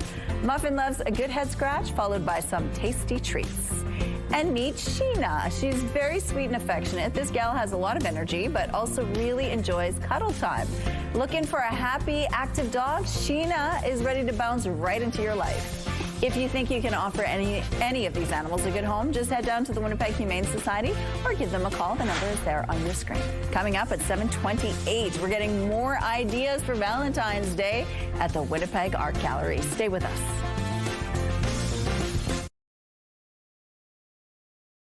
The Winnipeg Art Gallery is a great place to go on a date anytime, but especially for Valentine's Day. Good morning, Ainsley. Good morning. I never want to hear the excuse, I don't know what to do. There's nothing to do in Winnipeg, because there's romance around every corner. You just got to look for it. Of course, as you mentioned, Winnipeg Art Gallery, and Colleen Leduc joins us to share how you at home could have an opportunity. 2 tickets for the Nourish event. Yes, 2 tickets have just been released for our Nourish event tomorrow evening. It's one of our signature dinner events. We'll be having a 3-course gourmet meal in our beautiful Skylight Gallery, followed by a tour about love that we see in the artworks given by myself tomorrow night. Okay, let's get a sneak peek, because this piece is my absolute favorite in the collection. What can you tell us about it? Well, it's my favorite in the collection as well, my favorite painting we have, so thanks for that. It's by an amazing Canadian artist. His name was John Paul Riopel. It's so rich with color and texture. Jean-Paul made this painting just before he met the love of his life. Her name was Joan Mitchell. She was an amazing American painter, and they met in the mid-1950s, and they really inspired each other. Wow. And that's kind of what this walkthrough is going to do. You're going to be able to explain to people, you know, the works of love, the pieces of love, and maybe people creating their own love story, which takes time. There's other opportunities to do that. Absolutely. The WAG is a great place to come for a date anytime. WAG Wednesdays are free in the evening, and that's a great time to come for a date and experience the art here. Okay, well, bring her somewhere free and then buy her something nice later. Anything else you want people to know? Where can they get those tickets? Because there's only 2 left. WAG.ca. Perfect. Thank you so much. Coming up at 7:42, we're chatting with DeLuca's. Yes, I had to find somebody Italian if it was the last thing I did. Happy early Valentine's Day. I'll see you then. Okay, thank you, Ainsley. And it's this morning driving out, Terry, there was a little bit of fog on my drive in, but it's cleared out as soon as I got into the city. Yeah, I mean, it's certainly been worse other mornings this week, but we might still see that developing over the course of the morning. It certainly hit the city hard last night, a blanket of fog and near zero visibility into the evening time. Look how stunning that is. Sun will be rising in about 15 minutes time, just less than. Minus 11 is where we're sitting right now, so it is still very mild. Minus 15 is what it feels like with that 6K wind factored in. The pressure rising, the humidity at 93%. The sunrises the last few mornings have been absolutely breathtaking. Clear conditions help with that, or just a few clouds here or there to make it a little more dramatic. And you can see just how clear it is here across southern Manitoba. With the extra clouds through central and northern Manitoba, there's very likely to be a little bit of snow tucked in there. And I mentioned we could be seeing some fog developing again. So fog, but a sun mix. And a high of -1, these temperatures still well above seasonal, climbing up around the freezing mark over the next couple of days. The weekend will remain incredibly mild, even with our overnight lows only dropping to what a normal daytime high would be. That's -8 this coming night, with those winds still fairly light. Just a few clouds overnight, but a few more clouds throughout the day tomorrow. Still very likely to deal with some fog, or the possibility is there as we climb again to just below freezing. Sunday could be warmer yet. Sunday likely to have some heavier clouds, maybe even some scattered precipitation. 3 degrees on tap, and then temperatures starting to dip with some sunshine returning Monday and some even cooler temperatures. We're getting back to seasonal, or what is normal for this time of year, and maybe by the middle of the week, another round of precipitation. A 21-year-old man is fighting for his life in hospital after being shot Wednesday morning. Police were called to a home in the 600 block of Agnes Street just before 7 a.m. Wednesday. They found the victim suffering from a life-threatening gunshot wound to his upper body. He was taken to hospital, where he remains in critical condition. Police say the homicide unit is investigating because of how severe the man's injuries are. No arrests have been made, and anyone with information is asked to contact police. Demonstrators took to the steps of the Winnipeg courthouse as a rare legal challenge got underway. National advocacy group Animal Justice is pursuing a charge against a Swan River area horse farm. The move is unusual in that the group is using a mechanism called private prosecution, in which a judge permits a private citizen to lay a charge for an alleged offense. At issue is a shipment of horses to Japan in 2022. Animal Justice accuses the farm of not having a contingency plan in place for the horses in case of a delay, which it says there was, causing unnecessary suffering for the animals. It's been almost a year since a Delta Airlines plane crashed at Pearson Airport, but the Transportation Safety Board of Canada says it's still too early to draw conclusions. When the plane crash landed on February 17, 2025, part of the aircraft broke off and a fire ignited on the runway. 21 out of the 80 people on board were sent to the hospital. The TSB says a thorough examination of the aircraft wreckage has been completed, and a detailed analysis is now underway. The onboard recorders, including those recording audio from the cockpit and tracking the flight, have also been downloaded and analyzed. Preliminary findings have found the cockpit door jammed shut, an explosion erupted by the left wing. The emergency locator transmitter also did not emit a signal. It is unclear at this time when the investigation will be completed, but the TSB says a final incident report will be published as soon as the investigation wraps up. North Korean leader Kim Jong-un is positioning his teenage daughter as his successor. This is according to South Korea's spy agency. In recent months, Kim Joo-ae has been making more high-profile appearances with her father. She may be given an official title at the upcoming meeting of North Korea's ruling party. Kim Joo-ae is believed to be 13 years old. She is Kim Jong-un's only known child. For many in Poland, this unusual competition represents a final chance to pack in some delicious calories before Lent. Clearly, they have no holes in their donut game as they take part in this annual speed eating contest held on the Thursday before Lent, which begins this year on Wednesday, February the 18th. Canada's bronze medal winning ice dancers had some help celebrating their big moment. All of a sudden, you see Paul and Piper come in towards the end of the night, and the whole bar erupts in cheers and applaud. Hours after taking bronze, Piper Gillis and Paul Poirier paid a surprise visit to the Blues Canal, a small pub in Milan. The spot has become an unofficial Canada house during the games, where fans can cheer and celebrate together. People at the pub sang "O Canada" for Gillis and Poirier as they celebrated together. In terms of hardware this morning, Canada sits in 15th place with 3 silver medals and 4 bronze. Norway still tops the medal standings with 8 golds. Host country Italy has 6 gold. The U.S. has 4 golds and 7 silver medals. Here's a look at what's happening in traffic now along the St. James Bridge. It looks like things are moving quite well in this part of the city. We have no issues to tell you about at this point in the drive.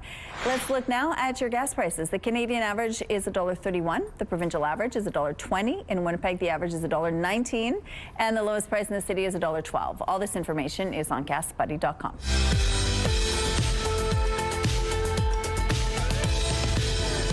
Let's see who's celebrating a milestone today. Happy 49th birthday, Loretta, from your friends and family from Flin Flon and the gang at North 40 Ranch, and a buddy, of course. Happy 12th birthday, Desiree, celebrating her birthday on Valentine's Day. Love from Mama, Julia, and Papa Rod.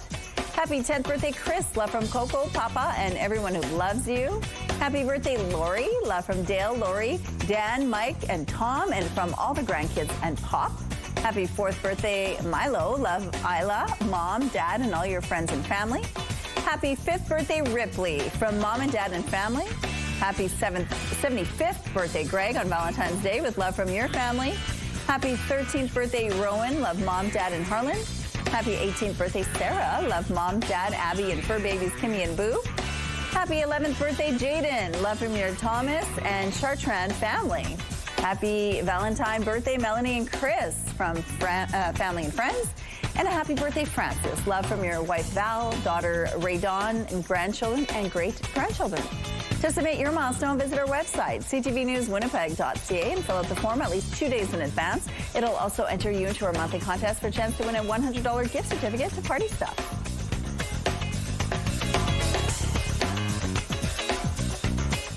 Milestones is brought to you by Party Stuff, Winnipeg's balloon headquarters with 3 locations. Here's a look outside. Now that sun is rising, it's a beautiful start to your Friday. It is -11. More Your Morning Winnipeg on the way.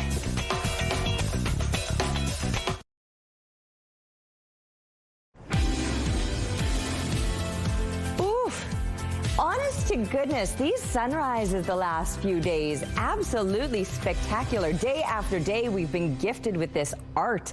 Thank you, Mother Nature. How stunning is this? -11 feels like -15 with a southwest wind, 6 kilometers per hour. The pressure rising, humidity sitting at 93%. What a great way to kick off any morning, but especially Friday. It's the weekend. We're feeling good, and it's going to be incredibly mild, not to mention stunning. Now, we could see a little bit of fog developing. I know we've experienced that over the last few mornings, and then certainly last night, that fog created near zero visibility conditions throughout the region. It wasn't just a Winnipeg thing. Fog advisories in effect for much of southern Manitoba. And now today we're waking up to these very clear conditions, but there's some heavier clouds you can see on the satellite image in areas through central and northern Manitoba. And with those clouds, very likely to deal with a little bit of flurry activity. Churchill, -14. That'll be one of the coldest spots today. The rest of the province up around the freezing mark, maybe just barely a few degrees below, but certainly well above seasonal, and maybe even cracking the freezing mark. Some plus digits experienced or will likely be experienced right up into northern Manitoba. Lynn Lake might enjoy a little bit of sunshine in that very far northwestern corner. Many places, though, with those heavier clouds will likely deal with a bit of scattered precipitation. And then sunshine through much of southern Manitoba, or perhaps the fog.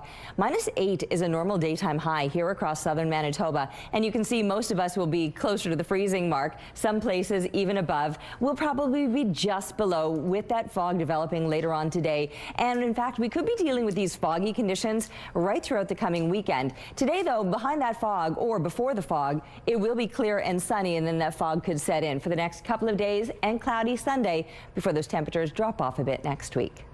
Back now to Ainsley McPhail, who's been talking about Valentine's Day and how to have the best day with your sweetie, and you have some ideas for us. Good morning. Good morning. An Italian meal for Valentine's Day? I can't think of anything that would be more romantic and local. DeLuca's. Paolo DeLuca joins me now, and he's going to talk about this immaculate spread that you've brought for us today. The strawberries. This screams Valentine's Day, but you've got different toppings on these ones. Definitely. So again, strawberries go hand in hand with Valentine's Day. What we've done here is we've covered them with different types of chocolate. We've done some pistachio. We've done some crisp pearls, which are these little rice balls that crunch with a little bit of a bite to them. White chocolate, dark chocolate, and of course, everyone's favorite now is pistachio. Well, you got to hop on the trend for your lady. This is great. And then if you're going to a party on Valentine's Day, this is something to bring. Definitely. So what we've done now is we've done the charcuterie board spin, and what we've done is a bit of a dessert, some chocolate, some of our famous desserts that we fly in from Italy, from the Amalfi Coast, and they're just unbelievable. Some chocolates, some Utopia is in there as well, a local chocolatier as well, but just the perfect dessert, chocolate, and cheese, so you can't go wrong. Oh, absolutely. And if you go to a party and you're Italian and you don't bring something, there's going to be a conversation about you later. So what's in this guy here? Well, we've come up with a Valentine's basket. It's got some of our most sought after products, one being the pistachio cream. Comes out of Italy, a small company. It's an amazing product, as well as our pepper jelly jam, which is unbelievable as well. The flowers, everybody's going to want flowers, even flowers for mom or grandmom. These ones are just delightful. Definitely, and they come from our florist is Meraki Florist. They do a great job. You know, for convenience, when you're coming into DeLuca's at both locations, we'll always have them available. So they're obviously the flowers on Valentine's Day is just almost something you can't go without. Someone had somehow forgotten. Where can people find you? We're at 950 Portage and 66 South Landing Drive in Oak Bluff. Thank you so much. Coming up at 8:06, we're going to be hearing the sounds of love. Start thinking of your requests now. This guy can play top 40. Stay with us. Prime Minister Mark Carney is set to visit Tumbler Ridge, BC today. He will attend a vigil 3 days after 9 people died in a mass shooting. Joining us now with the latest is CTV's Kamil Karamali. Good morning, Kamil. Good morning, Rochelle. Yeah, this visit comes as we have now learned, and the Prime Minister has also now learned the names of, excuse me, all the victims of Tuesday's senseless tragedy. We're learning that the victims were primarily mostly 12-year-old, while there was one 13-year-old and a 39-year-old teacher's assistant. Abel Mwanza Jr., 12-year-old, described by his father as a leader, an engineer, also a scientist. We heard about Kylie Smith earlier, who was described by her parents as a beautiful soul, wanted to attend art school, and Zoe Benoit, described as resilient, vibrant, smart, and caring. Takara Lampert, also a 12-year-old, one of 8 siblings, and her mother, we'll hear from her shortly, described her as a lovely person. We have Ezekiel Schofield, who was a member of the local U13 Raptors hockey team, and the teacher's assistant that was killed, the 39-year-old woman, Shonda Aviagana Durand, also remembered here. We also know of the shooter's mom, Jennifer Jacobs, 39 years old, was killed, and the shooter's stepbrother, Emmett Jacobs, also killed. I mentioned that we heard from Takaria's mom earlier yesterday. Have a listen to what she had to say about her daughter. She's been the glue in our family, the bridge between the age gaps. She could mature to roll with her older sisters. To accept that my daughter is gone is impossible. Yeah, tough to watch and not have your heart break. And so in all of this, we did hear some good news, Rochelle, that the 2 individuals, the young girls who were in critical condition and taken to Vancouver, are doing better. We heard about Maya Gabella. She remains in critical condition, but her parents shared and her family shared that she did move a little bit. There was a little bit of a kick and movement, so that is a good sign. And then Paige Hoekstra suffered a gunshot wound to the chest, but is reported to be out of danger. So a sliver of good news here, Rochelle. We're definitely thinking about all of them. Thank you so much, Kamil, for this. CTV's Kamil Karamali reporting live this morning. Here's a look outside now at Confusion Corner. Things are moving well this morning. We'll be back after this short break.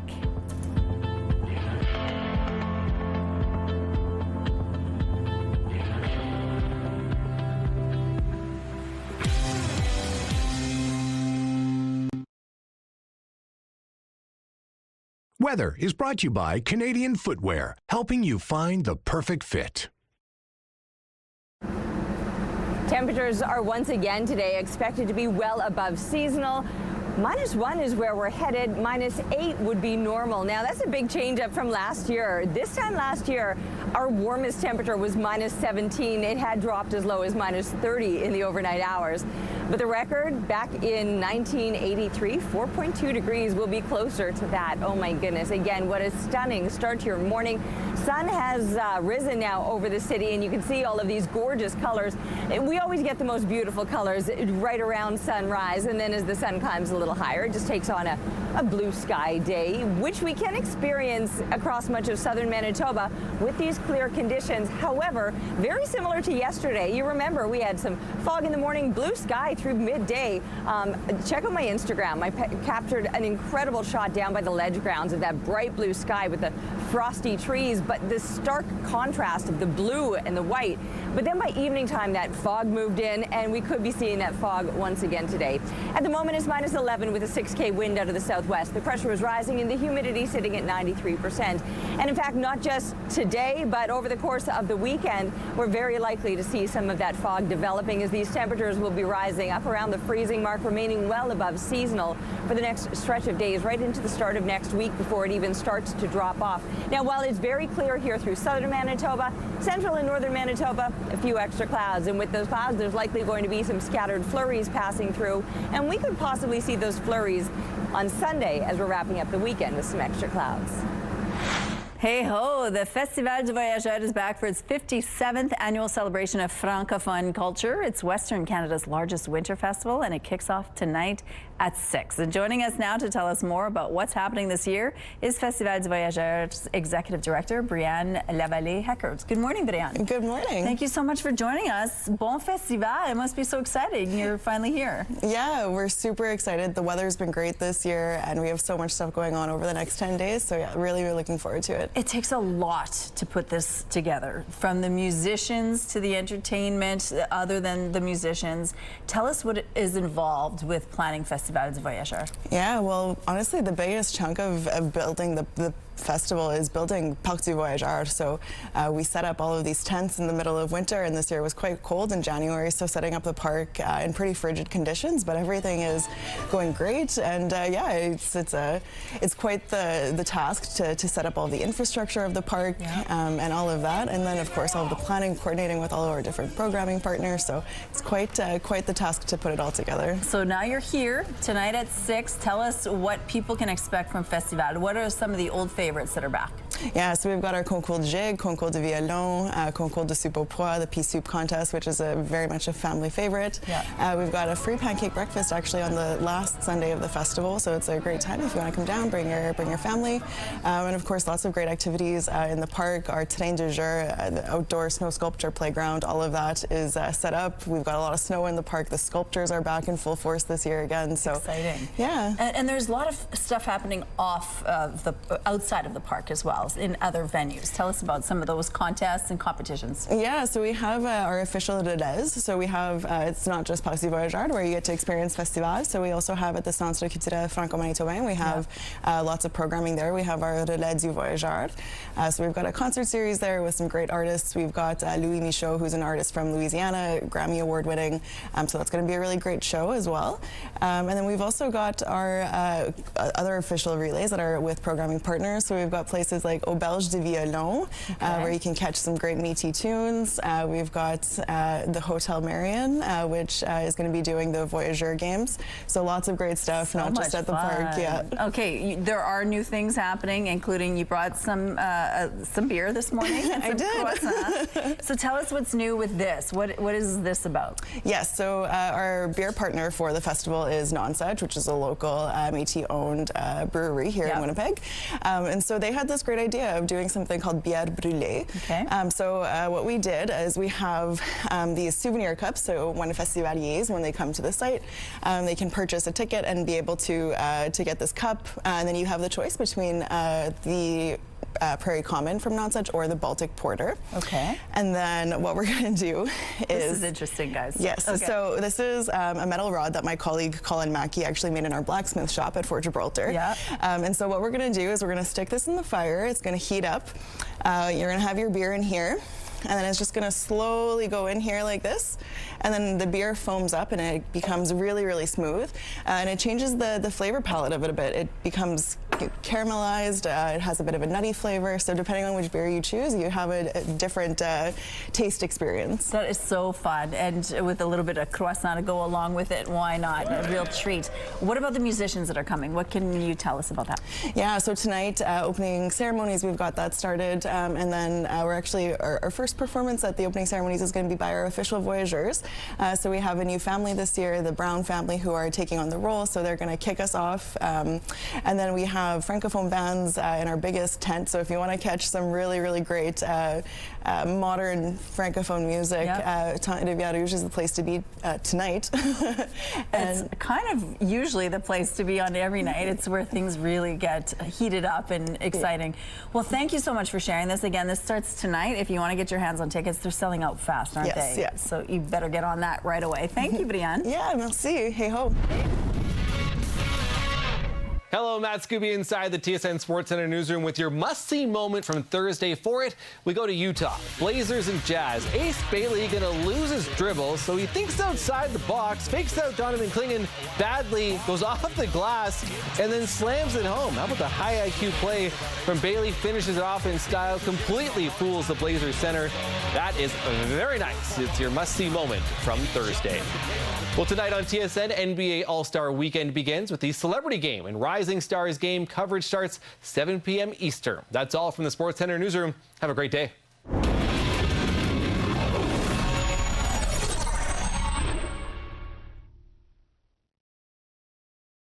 The TSN Must-See Moment is brought to you by Super Blinds and Draperies, featuring Hunter Douglas products.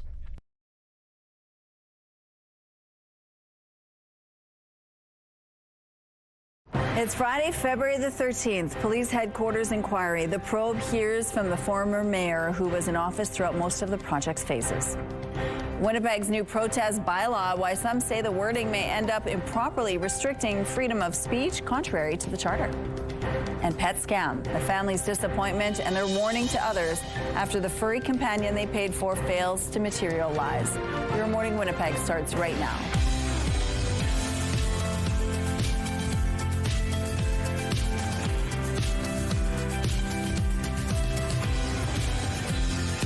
Good morning. It's 8 o'clock on your Friday. Thank you so much for being with us here on Your Morning Winnipeg.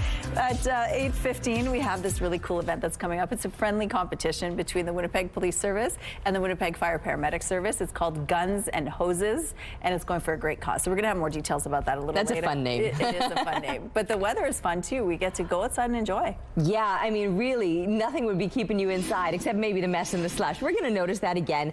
Does it look like there's some fog coming in? It kind of does, doesn't it? Is that just my eyes? Maybe I should have put my glasses on. Everything looks a little bit foggy this morning. All right, it's minus 11 right now. It feels like minus 15 with a southwest wind at 6 kilometers per hour. The pressure rising, the humidity. That's fog. Look right along the horizon. No? Director Kim is saying no. Let's wait. We'll wait this one out another 20 minutes. We'll check again in 10 minutes time. We'll keep an eye on this. I think it's fog. I wouldn't put money on it. But I think it's fog. Anyway, clear here through southern Manitoba with the exception of maybe a little bit of fog off on the horizon. And then through central and northern Manitoba, that's where the heavier clouds are this morning. With those clouds, that's where there will likely be some flurries through the north, but also maybe moving through central Manitoba later today. Staying fairly clear here in the south. You remember yesterday we had that blue sky to enjoy through midday, but then by later on into the afternoon, fog just moved right in, descended over the city, and by evening time, near zero visibility. Well, then it cleared out. We're waking up to clear conditions. We'll see. how long that lasts. We are likely to see some fog developing over the course of the next couple of days, with these very mild, well above seasonal temperatures lasting not just through the weekend, well into next week. We could, though, see a little bit of precipitation rolling through. Sunday is looking like a cloudier day, maybe the mildest day, up above the freezing mark possibly, dipping slightly Monday, and then there you can see through Tuesday, through the latter part of the week, a return to more seasonal temperatures. I feel like this could be our live eye. We keep looking outside through the window and seeing the stunning colors of the sunrise or sunset. Thank you, Matthew, for the art today. And we'd love to see more of what you're working on, so send those pictures to Winnipeg Weather at ctv.ca. The Weather Art of the Day is brought to you by 103.1 Virgin Radio. Former Mayor Sam Cates testified at the police headquarters inquiry Thursday. The sale and construction of the former Canada Post building was the subject of an RCMP investigation and a number of lawsuits.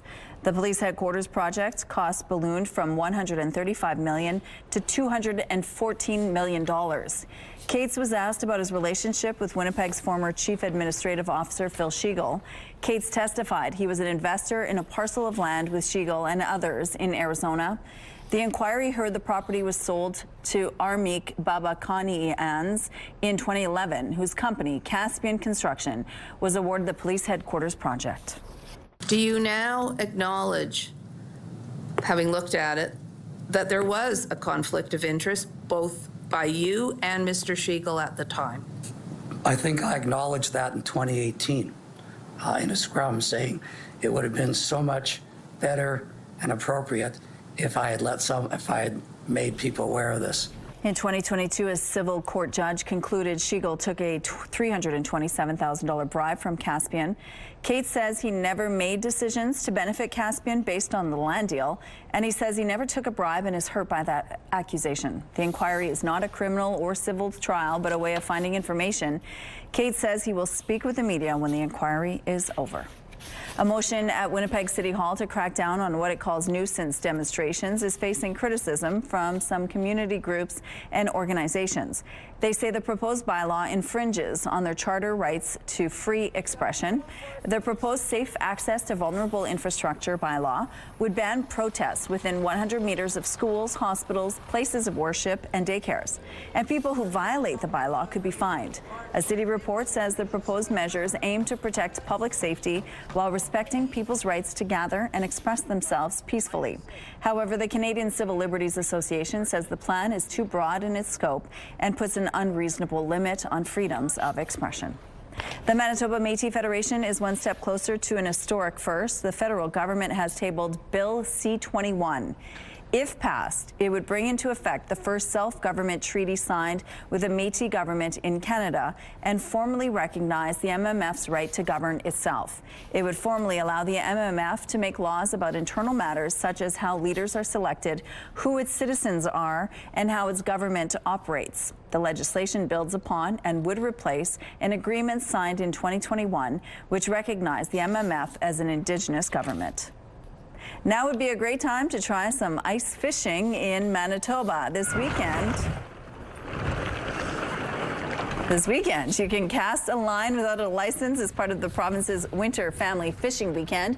And even better, it won't even cost you a penny. The province says this is a great opportunity for families to discover the excitement of ice fishing. While licenses are waived during the 3-day event, all regular possession limits and size restrictions remain in effect. A federal angling license is still required in national parks. Officials are encouraging anglers to check ice conditions before traveling onto the ice and say you should wear weather-appropriate clothing. Here's a look now at what's going on in traffic along Donald Street. Things are moving well here. We have no issues to tell you about, but we do have a traffic note. A stalled truck is blocking the northbound left turn lane on Pembina at Bison. So if you have any other traffic tips other than those, please let us know. Traffic is brought to you by the Kidney Foundation. Help by donating your car today. Let's go back now to Ainsley McPhail. We're talking about Valentine's Day and some gift ideas. Good morning, Ainsley. I mean, this would be a really special gift. Imagine somebody playing violin for the gift. This is awesome. Alan Palmer's joining us now. We had some romantic food earlier. We're going to talk gifts at 8:38. Alan, tell us about what you do, because it really is an experience. Well, I perform for violin or events of all types, and I do tons of weddings. I managed to do 71 last year and played for 71 different couples, and I love what I do. I love performing and entertaining at lots of events. And you keep the merriment going no matter what happens. You had an experience at the WAG this year as well. Tell us about it. When I did a wedding at the Winnipeg Art Gallery here, the fire alarm actually went off, and I kept the wedding going, playing Dancing Queen and Despacito outside, keeping people going. It was hilarious. When it comes to that romantic element as well, you get to witness people's faces. What's that like? I love capturing the emotion and the tension in the room. I love playing couples' favorite songs and hearing what their favorite music is too. Because they can get up and dance, but they can slow dance as well. There's different vibes no matter what song you play. Yeah, exactly. You can do any song. I've done Ed Sheeran to Elvis to Sweet Caroline, whatever people resonate with. Sweet Caroline, that's awesome. What are you going to play for us today? I'm going to play What a Wonderful World by Louis Armstrong. That would be one that everyone could sing along with at home, and hope you all enjoy. Okay, even if you are on your couch, happy early Valentine's Day. Take it away, Alan. Happy Valentine's Day.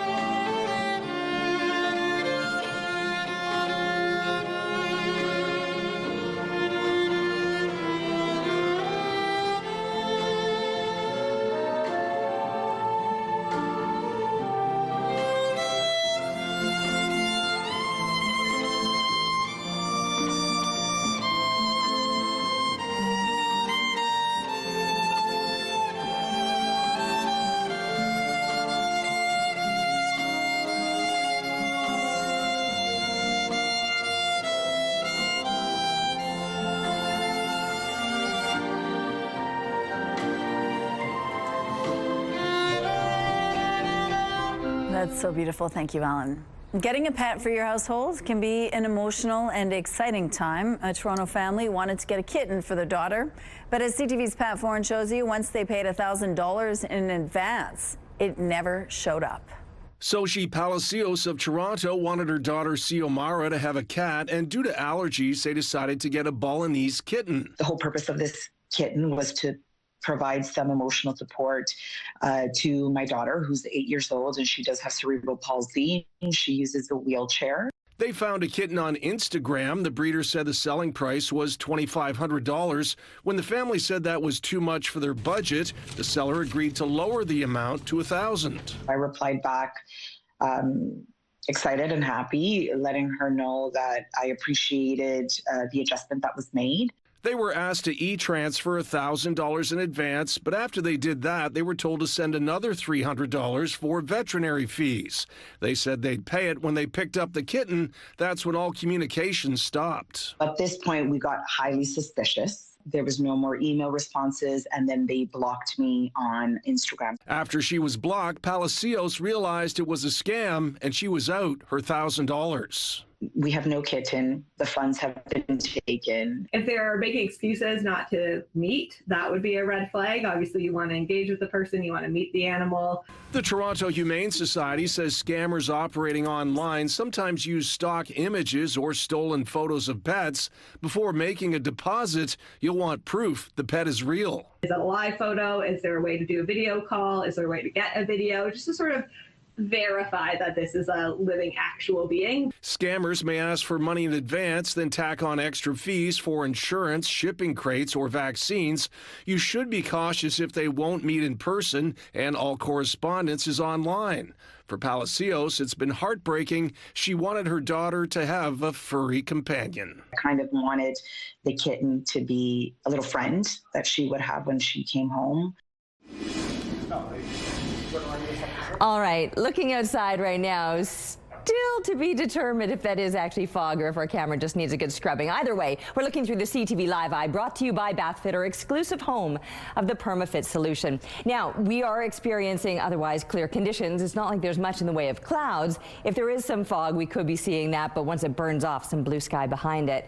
-14. We've dropped a couple of degrees just this past hour, so it is a little bit cooler, but still above seasonal. Normal lows would be -18, and we're still well above that. But we are one of the colder places through the south, along with Brandon at -13. I think Fisher Branch is kind of winning that game, -15 at this time, and then pushing up into northern Manitoba. While it's very mild for some in those mid to high minus single digits, then there's Churchill coming in at -21. Now, you're going to notice that there's not much of a difference between where your actual temperature is and where the wind chill value is, and that's because these winds are very light today and will likely stay that way. The clear conditions here through the south is a bit of a contrast to the heavier clouds through central and northern Manitoba, where there will likely be a little bit of scattered flurries over the course of the day. For us, though, it's just going to be sunny, perhaps foggy at times. -12 as kids get settled into the classroom through the lunch hour, up to -4, and a much balmier -1 by the time they're coming home today. So right up around the freezing mark, when -8 is actually a normal daytime high, and we're going to stay well above seasonal all throughout the weekend and right into the start of next week. Now, I'll just remind you, the lines, that's fog, and that's what we'll likely see at times over the next couple of days, with some heavier clouds Sunday, maybe even some scattered snow. And then into next week, we're going to start to see those temperatures returning to more seasonal values, maybe some scattered flurries at times. We're taking a break right now, but stick around. We'll be coming back with Your Morning Winnipeg.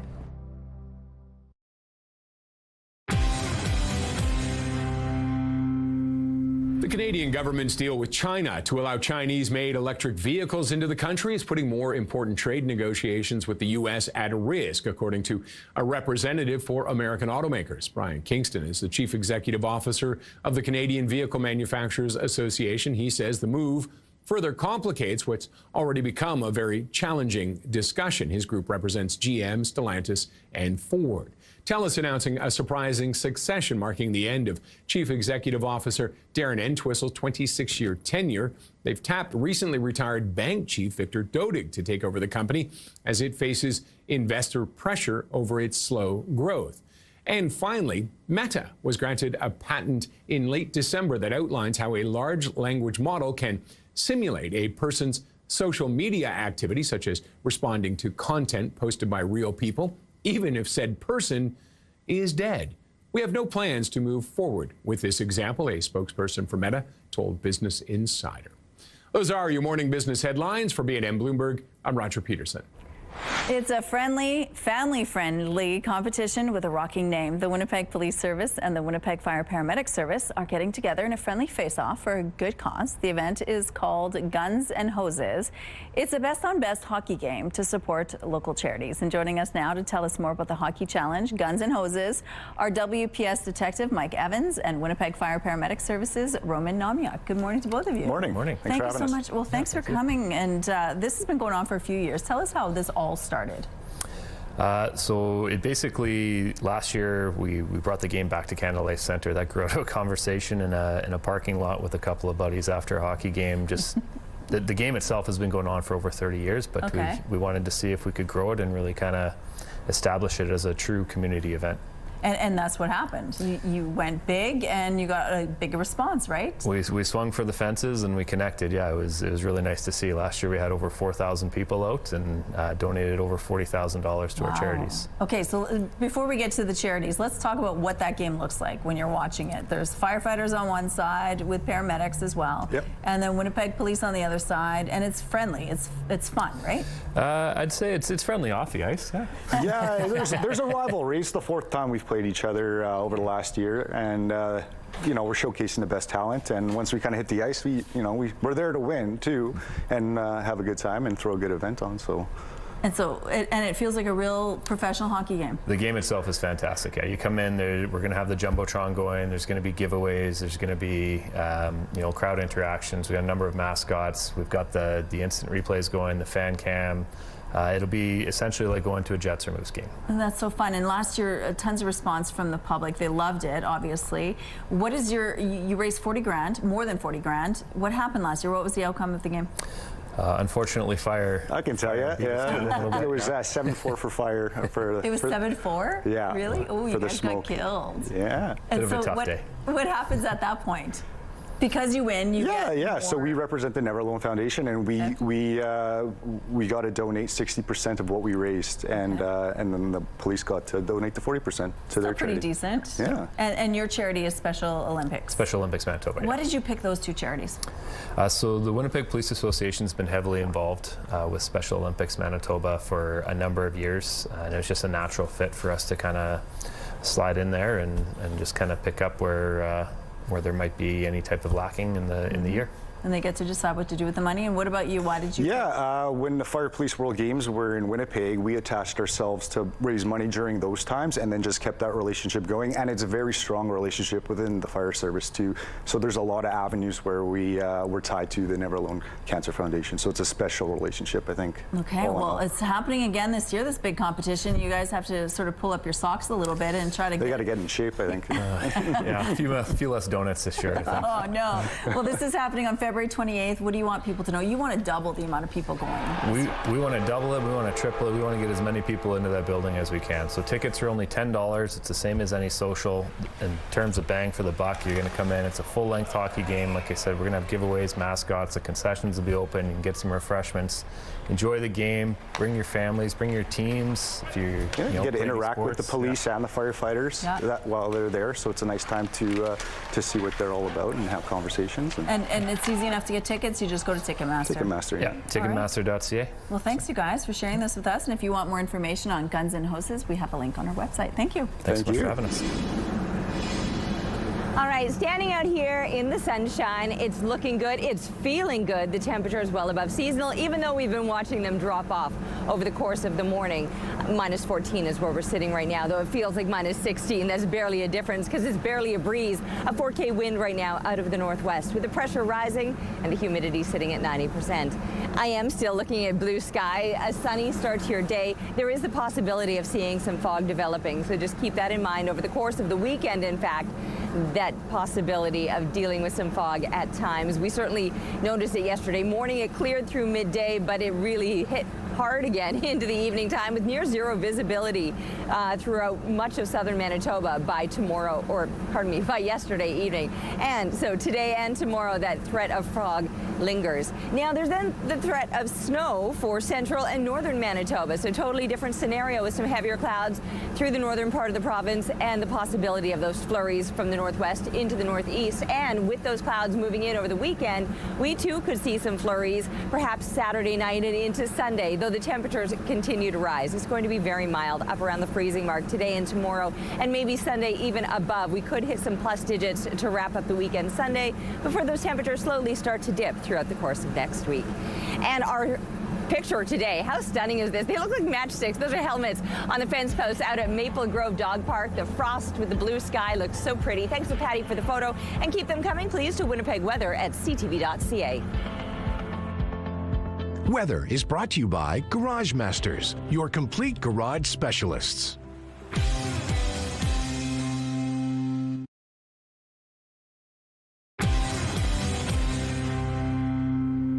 Winter can be a bit of a grind. Perhaps we're about that time of year where we need a little bit of a reset. Our guest today is going to give us tips on how to do just that. Welcoming back lifestyle expert Afia Francisco to the show. Good morning, Afia. Good to see you again.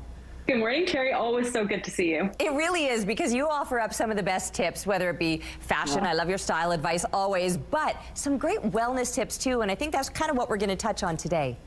Yeah, we need to lean on all the tools that come this time of year. It's, yes, fashion, love it first, but there are other things that we can do as well to amp up every day.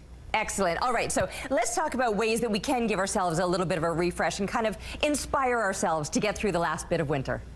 So this one here, not least of all, is about the ritual. So I have a non-alcoholic spirit here. It's called Seedlip Grow 42, and it is such a lovely, delightful drink, I will say, paired with tonic this time of year, maybe with warm apple cider. But the ingredients are things like Mediterranean orange and mandarins, lemongrass, ginger. Just those notes, I think, really paint a picture of what this tastes like. It's really fresh, really citrus forward. And it's a nice way to end your day knowing that you're not going to also have to pay the price of mental fog or lack of energy because it's non-alcoholic. And so I really like this one as just a really nice thing to look forward to at the end of the day without having to compromise any of the things that you may have put in place for, quote unquote, your resolutions of the year. I love that idea. The ritual of a cocktail I've always enjoyed, but I ditched booze years back, right? And you mentioned pairing it with like a nice tonic, which was always, you know, my favorite. So I'm definitely going to be checking that out. Looking forward to that for sure. All right, You're take gonna us love through it. some other tips as well. So similarly, like as we were talking about, love the fashion, you know, of course. So I'm just going to say this is an easy one because I think we can look into our own wardrobes for this. Many of us have things that we're just not grabbing for whatever reason. So I'm going to say right now, reach out for the color that you haven't worn for a little while or a material that just feels really great against the skin. Just that joy of getting dressed. Simple things like a sweater that you really love, but for whatever reason haven't been wearing, or like I said, a color that might be outside your comfort zone. It's just that little boost to the day. That's a small thing, but it does add a little skip to your step. Absolutely. It kind of tricks that brain and you're like, ooh, this is fresh again. So lovely idea there. What other tips are you sharing with us this morning? Got to talk about skin. So I've brought in a Canadian brand, Sugar Moon Salon, alongside Bode Spa. And these products are Canadian, they're certified organic, and with names like Protect and Revive, I think that really allows you to understand what's happening here for skincare. It's beautiful balms that just hydrate really well and eliminate those kind of like, at this point, skin is getting so dry, you're like snaggling on your sweaters and things like that. So we're going to eliminate that with these great Canadian brands. So I suggest you look them up online. That's Sugar Moon Salon. Okay, I feel like attacked with that. I am 100% scaly and stuck to my sweaters. All right, before we run out of time, you've got one more thing to share. The last thing is a happy light. So this is one that you can find online easily just by Googling it. And because if the daytime sunlight is not cooperating, I suggest that first, you know, wake up to the morning, look outside, just get that sun on your face. But if that's not happening, a great happy light, just as it sounds, as you're working, put it to the side. It emulates the impact of sun without the UV rays, and you get that great vitamin D feeling and a little bit of a boost. Put on a little Bad Bunny, and you might actually feel like you're had a little tropical getaway. What a brilliant idea. Literally, I love a happy light. So yes, welcoming a little sunshine, even on the days that it's not shining for us. Well, Afia, you're always a little bit of sunshine for us, so thank you so much for joining us today. Thank you, my dear. Nice to see you, Terry. Thanks for having me. Looks like things are moving well here at Portage Avenue at Polo Park. We'll be right back after this short break.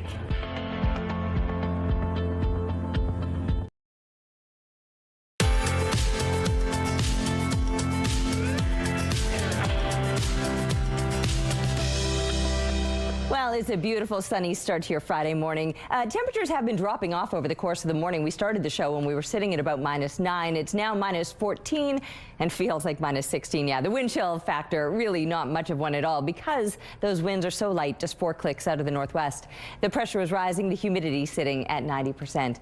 We will be enjoying some of that sunshine through the day today here across southern Manitoba. There is the possibility, however, of a little bit of fog developing over the course of the day. Through central and northern Manitoba, more so on the cloudier side. You're not going to be seeing anywhere near as much sunshine, maybe pockets of it here or there. But then with those clouds building up through the day, there's very likely to be some snow, scattered flurries starting in the northwest, pushing into the northeast, and eventually pushing into central Manitoba as well. Here in the south, we're not likely to deal with much in the way of precipitation, that clear sky, and then perhaps the fog. But a high of -1, that'll put us well above seasonal once again, up around the freezing mark, not just today, that's likely where we'll be throughout the weekend. When -8, that would be a normal daytime high, and instead that's what we're dipping to in the overnight hours. Now, over the next couple of days, the winds remaining very light. They'll be out of the south at about 15 kilometers per hour tonight, and then tomorrow with the mercury on the rise again, we'll also deal with those light winds, but again, the possibility of seeing some of that fog move in. -1 up around the freezing mark, could be plus digits, cracking the freezing mark by Sunday with some heavier clouds and perhaps some scattered snow moving in Saturday night and at times throughout Sunday. Then it starts to clear out Monday, looking a little bit brighter yet, but a little bit cooler as we're seeing a return to these seasonal temperatures, and maybe even more than just a return to the seasonal temperatures, more winter-like conditions with the possibility of flurries midweek. Any large event in Manitoba taking place in the coming months should be considered a potential measles exposure site. That's the message from provincial health officials. The province has issued a statement saying it's trying to track dozens of cases related to Ag Days in Brandon last month. It has also updated its list of known exposure locations, and it includes the 300-level seating and concourse of Canada Life Centre on the evening of February the 4th during the Winnipeg Jets-Montreal Canadiens game. Additionally, it says community transmission is being reported in the Prairie Mountain Health Region. As a result, it is expanding the criteria for an early dose of the MMR vaccine to include infants aged 6 to under 12 months who reside in or regularly travel to the region. Really highlighting the need for everyone to take as much caution as possible, and those children under a year but over 6 months, we really want to encourage them to get that early dose of vaccine to protect them from that ongoing transmission. Bruceton also warns Manitoba is dealing with a large number of influenza cases this season. He's urging Manitobans to get influenza and COVID-19 vaccines. The City of Steinbach is putting the finishing touches on its community safety and well-being plan. Mayor Earl Funk says the city's preliminary strategy is undergoing some reviews and will be released sometime in the spring. It's a guiding document which will outline the city's priorities in areas such as transportation, housing, healthcare, safety, and social services. Funk says many of the strategies put forward in the plan are already underway. Some of the action points will be very targeted, but some of them will be, like more of overreaching, like what we need to do. This is where people are falling through the cracks. This is where we need to fix, right? And so I think that is going to be that's where the document will be very valuable. Mayor Funk says there are no direct financial implications for the plan. However, he says the province has put forward $60,000 to get the ball rolling as soon as it's introduced. The plan was created in conjunction with several local groups, such as the local RCMP, School Division, and Health Authority, and informed by surveys from residents.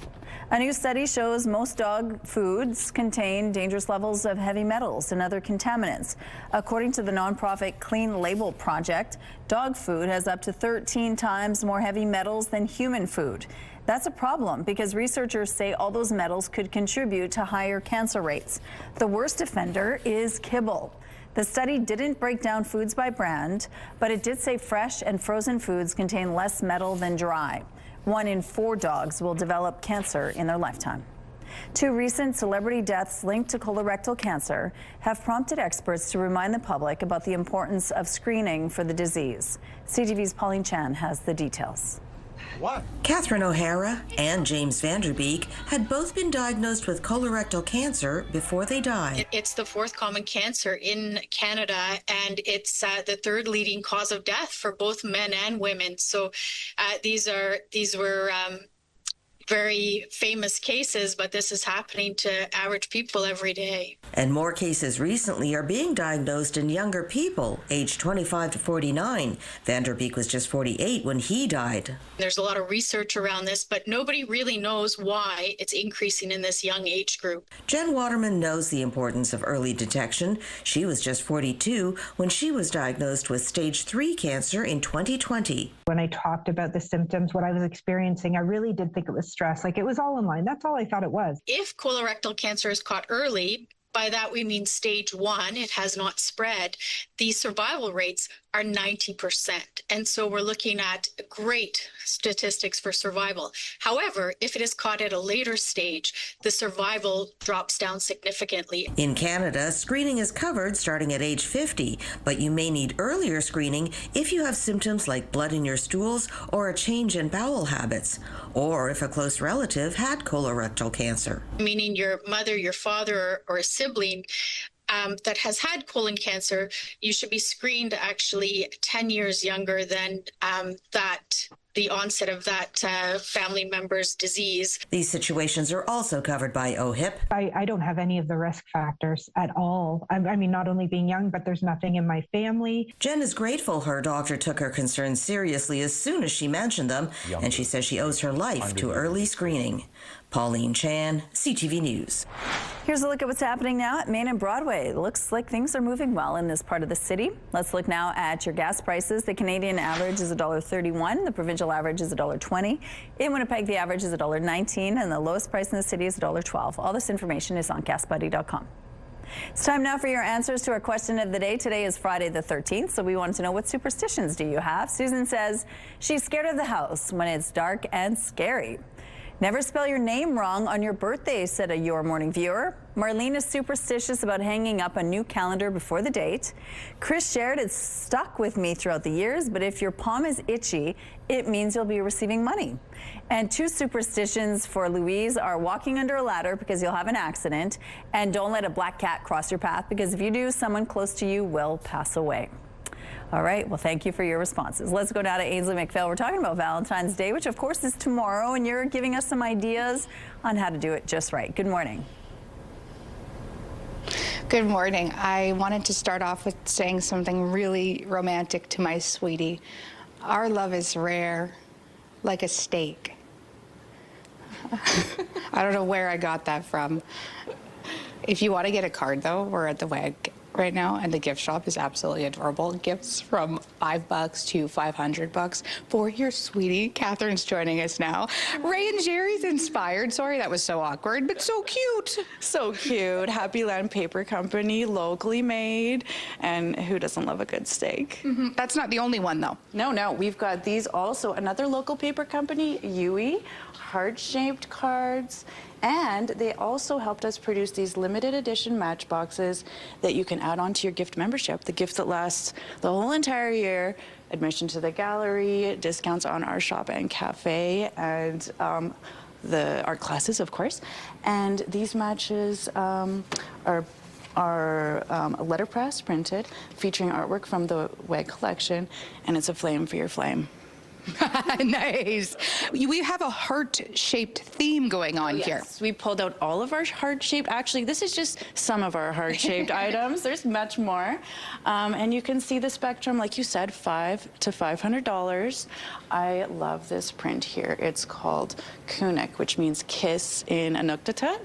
And it's an art card. It's just $5 for the card, $25 for the frame, so a great price point. And the artist is Hotak Mikikak from Kingate. Wow. Yeah, beautiful. Before we're out of time, I got to talk about the hat. Because, of course, I got expensive tates. Well, it's definitely glamorous. It's a showstopper. It's also produced by an artist in Nunavut, Janine Navaluk from Iqaluit. And it's about $300. But then right here we've got crayons, also made in Canada, from recycled Crayolas and heart-shaped. And look at all the beautiful jewelry. So we're open today and tomorrow, 11 to 5. We've also got our online shop. And, you know.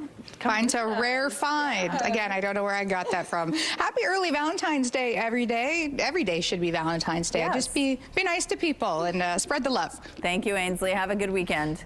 Out on the rooftop now, you don't really need a hat to be outside.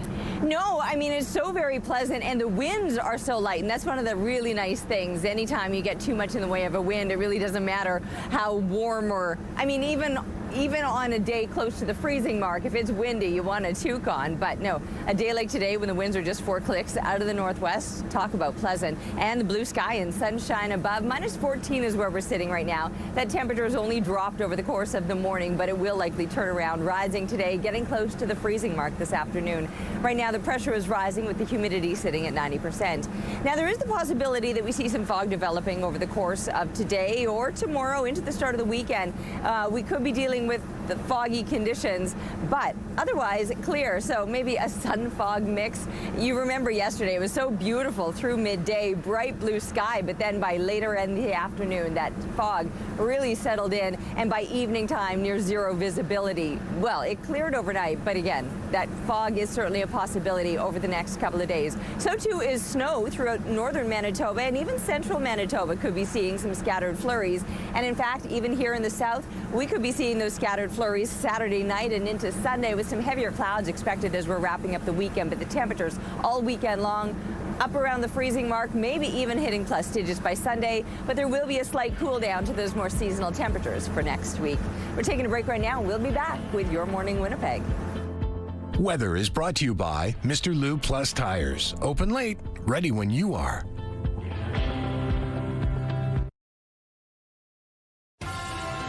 Have a news tip? When you see news happening, let CTV News Winnipeg know. Text your tips, pictures, and videos to 10400. That's 10400. Message and data rates may apply. Good morning. A United Way initiative will continue for at least 3 more years after the province renewed and added to its funding agreement. $500,000 in new funding from the Department of Families will be added to the For Every Family initiative. That brings the provincial government's commitment to up to $2 million annually for the next 3 years. The United Way is also kicking in another $2 million each year. The program helps with preventative and family-centered supports at 25 family resource centers, including Norwest Co-op Community Health, Fort Garry's Women's Resource Center, and Acorn Family Place.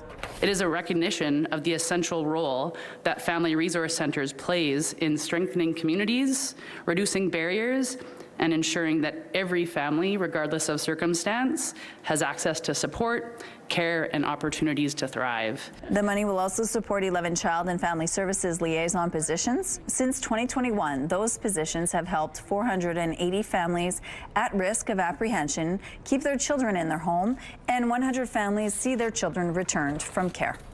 The Winnipeg Blue Bombers are loading up for the 2026 CFL season in hopes of returning to Grey Cup glory. Let's be aggressive. Let's get back to making a splash. And it's been a few years. You know, we've been quite status quo, to be honest. So it certainly was a concerted effort, a organizational effort to be aggressive. Let's target the guys we want and let's get them. The Bombers have officially signed a handful of top-tier free agents, and GM Kyle Walter says they complement the team's already deep core. Old lineman Gerald Broxton was brought in to provide Zach Caleros more protection, while Jake Serasna should be a dominant presence on the D-line. Other new faces include defensive back Jonathan Moxey and wide receiver Tommy Nield. The Bomber regular season and quest for the Cup kicks off Friday, June the 5th in Calgary. It's a busy day for Canada's curlers at the Milano Cortina Winter Games. Brad Jacobs and Canada's men's team are playing a doubleheader today. The team started the day with a 6-3 win over the U.S. They'll take on Sweden later on. Our women's curling team is playing against the U.S. right now. Score is 6-3 U.S. Also happening today, Canada's men's hockey team is back in action after starting its Olympic tournament with a convincing 5-0 shutout over Czechia. Canada will take on Switzerland today. Canada's bronze medal winning ice dancers had some help celebrating their big moment. All of a sudden you see Paul and Piper come in towards the end of the night, and the whole bar erupts in cheers and applaud. Hours after taking bronze, Piper Gillis and Paul Poirier paid a surprise visit to the Blues Canal, a small pub in Milan. The spot has become an unofficial Canada House during the games, where fans can cheer and celebrate together. People at the pub sang "O Canada" for Gillis and Poirier as they celebrated together. In terms of hardware this morning, Canada sits in 15th place with 3 silver medals and 4 bronze. Norway still tops the medal standings with 8 golds. Host country Italy has 6 gold, and the U.S. has 4 golds. Don't you want a heart-shaped pizza? Well, there's an extra incentive when you go to Boston Pizza, all in support of the Children's Hospital Foundation. Chef Chuck joins us right now, and Stefano Grande is the president and CEO of the Children's Hospital Foundation, Manitoba.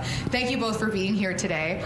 Wow, I'm salivating. There's no drool on this pizza, I promise, but what a great cause. Yes, we're thrilled. We're inviting all of the viewers today to come on Valentine's Day to Boston Pizza, get a heart-shaped pizza, and $1 from every heart-shaped pizza sold supports the Children's Hospital Foundation and their wonderful work.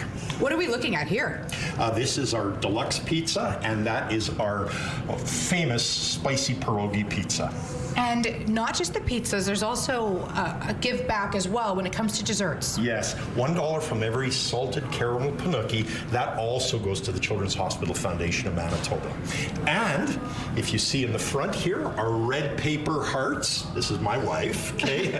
Our red paper hearts, people make donations at all of our restaurants, and 100% of these donations go to the Children's Hospital Foundation. Oh, and Stefano, what does that mean to you guys? It's an incredible collaboration with Boston Pizza, yet again, supporting the Children's Hospital. And this year, proceeds are going to a really important ward, CK5, which is the province's place where kids with cancer go to be treated. Kids with blood disorders, kids that are receiving care because of transplants. Any given time, there's 17 kids in this ward. And what we're going to do with the support of Boston Pizza and all of our donors throughout our provinces, we're going to renovate this ward. We're going to buy new bedside equipment. We're going to buy new plush furniture for those siblings and the family and caregivers to, to be there with their children. We're also inviting Manitoba artists to come and brighten up the space with color and nature scenes from as far north as Nunavut and as far south as Winkler. We have wonderful nature scenes that we want to breathe life into Ward 5. That's beautiful, and I'm sure it just means so much to the families and the broader community who's out there. Do you have a favorite one? Putting you on the spot, Chef Chuck. 100% spicy pierogi pizza, and so many of our guests are so generous in supporting this wonderful cause. A big part of it is our staff communicating this great message about the Children's Hospital Foundation to all the thousands and thousands of guests that come in. It's a great weekend for heart-shaped pizzas. Come in, bring your family, bring your sweetheart, order for your office. If you're in Winnipeg, call 925-4111 and share the love. Okay. Happy Valentine's Day. Oh, and it's going to be mild for Valentine's Day. Well, heck, it's going to be mild today. Minus 14 with blue sky and sunshine. What a way to kick off your Friday. We got a bit of a breeze, but barely. It's a northwest wind, 4 kilometers per hour. The pressure is rising, the humidity sitting at 90%. That sky looking stunning. We'll enjoy that sunshine through the day. Well, for times, there is the possibility of some fog developing, but you remember yesterday it was beautiful and bright, and then that fog moved in by evening time. Now, central and northern Manitoba might deal with more than a clear sky with some heavier clouds and maybe even some scattered snow moving through. We have that possibility of fog not just today, tomorrow as well. Look at these temperatures, though, up around the freezing mark. -8 would be a normal daytime high, and our overnight lows are looking to be closer to that. Fog to move into the start of the weekend with some heavier clouds Sunday, maybe even some flurries, but it's next week that we're going to see perhaps a better chance of snow as we see a return to those seasonal temperatures. Taking a break right now, but we'll be back with Your Morning Winnipeg.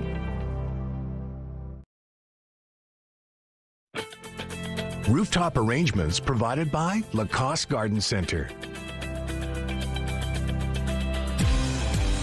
Salon services provided by Essentique Spa Salon. Well, before we send you off, we're going to show you some fun video. If you remember someone seeing snow for the first time, here's one. It's so, oh my God, it's so pretty. I'm like shaking. Megan is from Florida, and she's never seen snow in real life. She and a group of colleagues were on their way to Philadelphia when a winter storm hit. She was so overjoyed, she went outside barefoot to get the full experience. Come to Manitoba, you'll get it every day. Oh my gosh. Frostbite. Okay. I know. And he's like, bless. Yes. Oh, some people. And Megan is not the only one. Check this one out.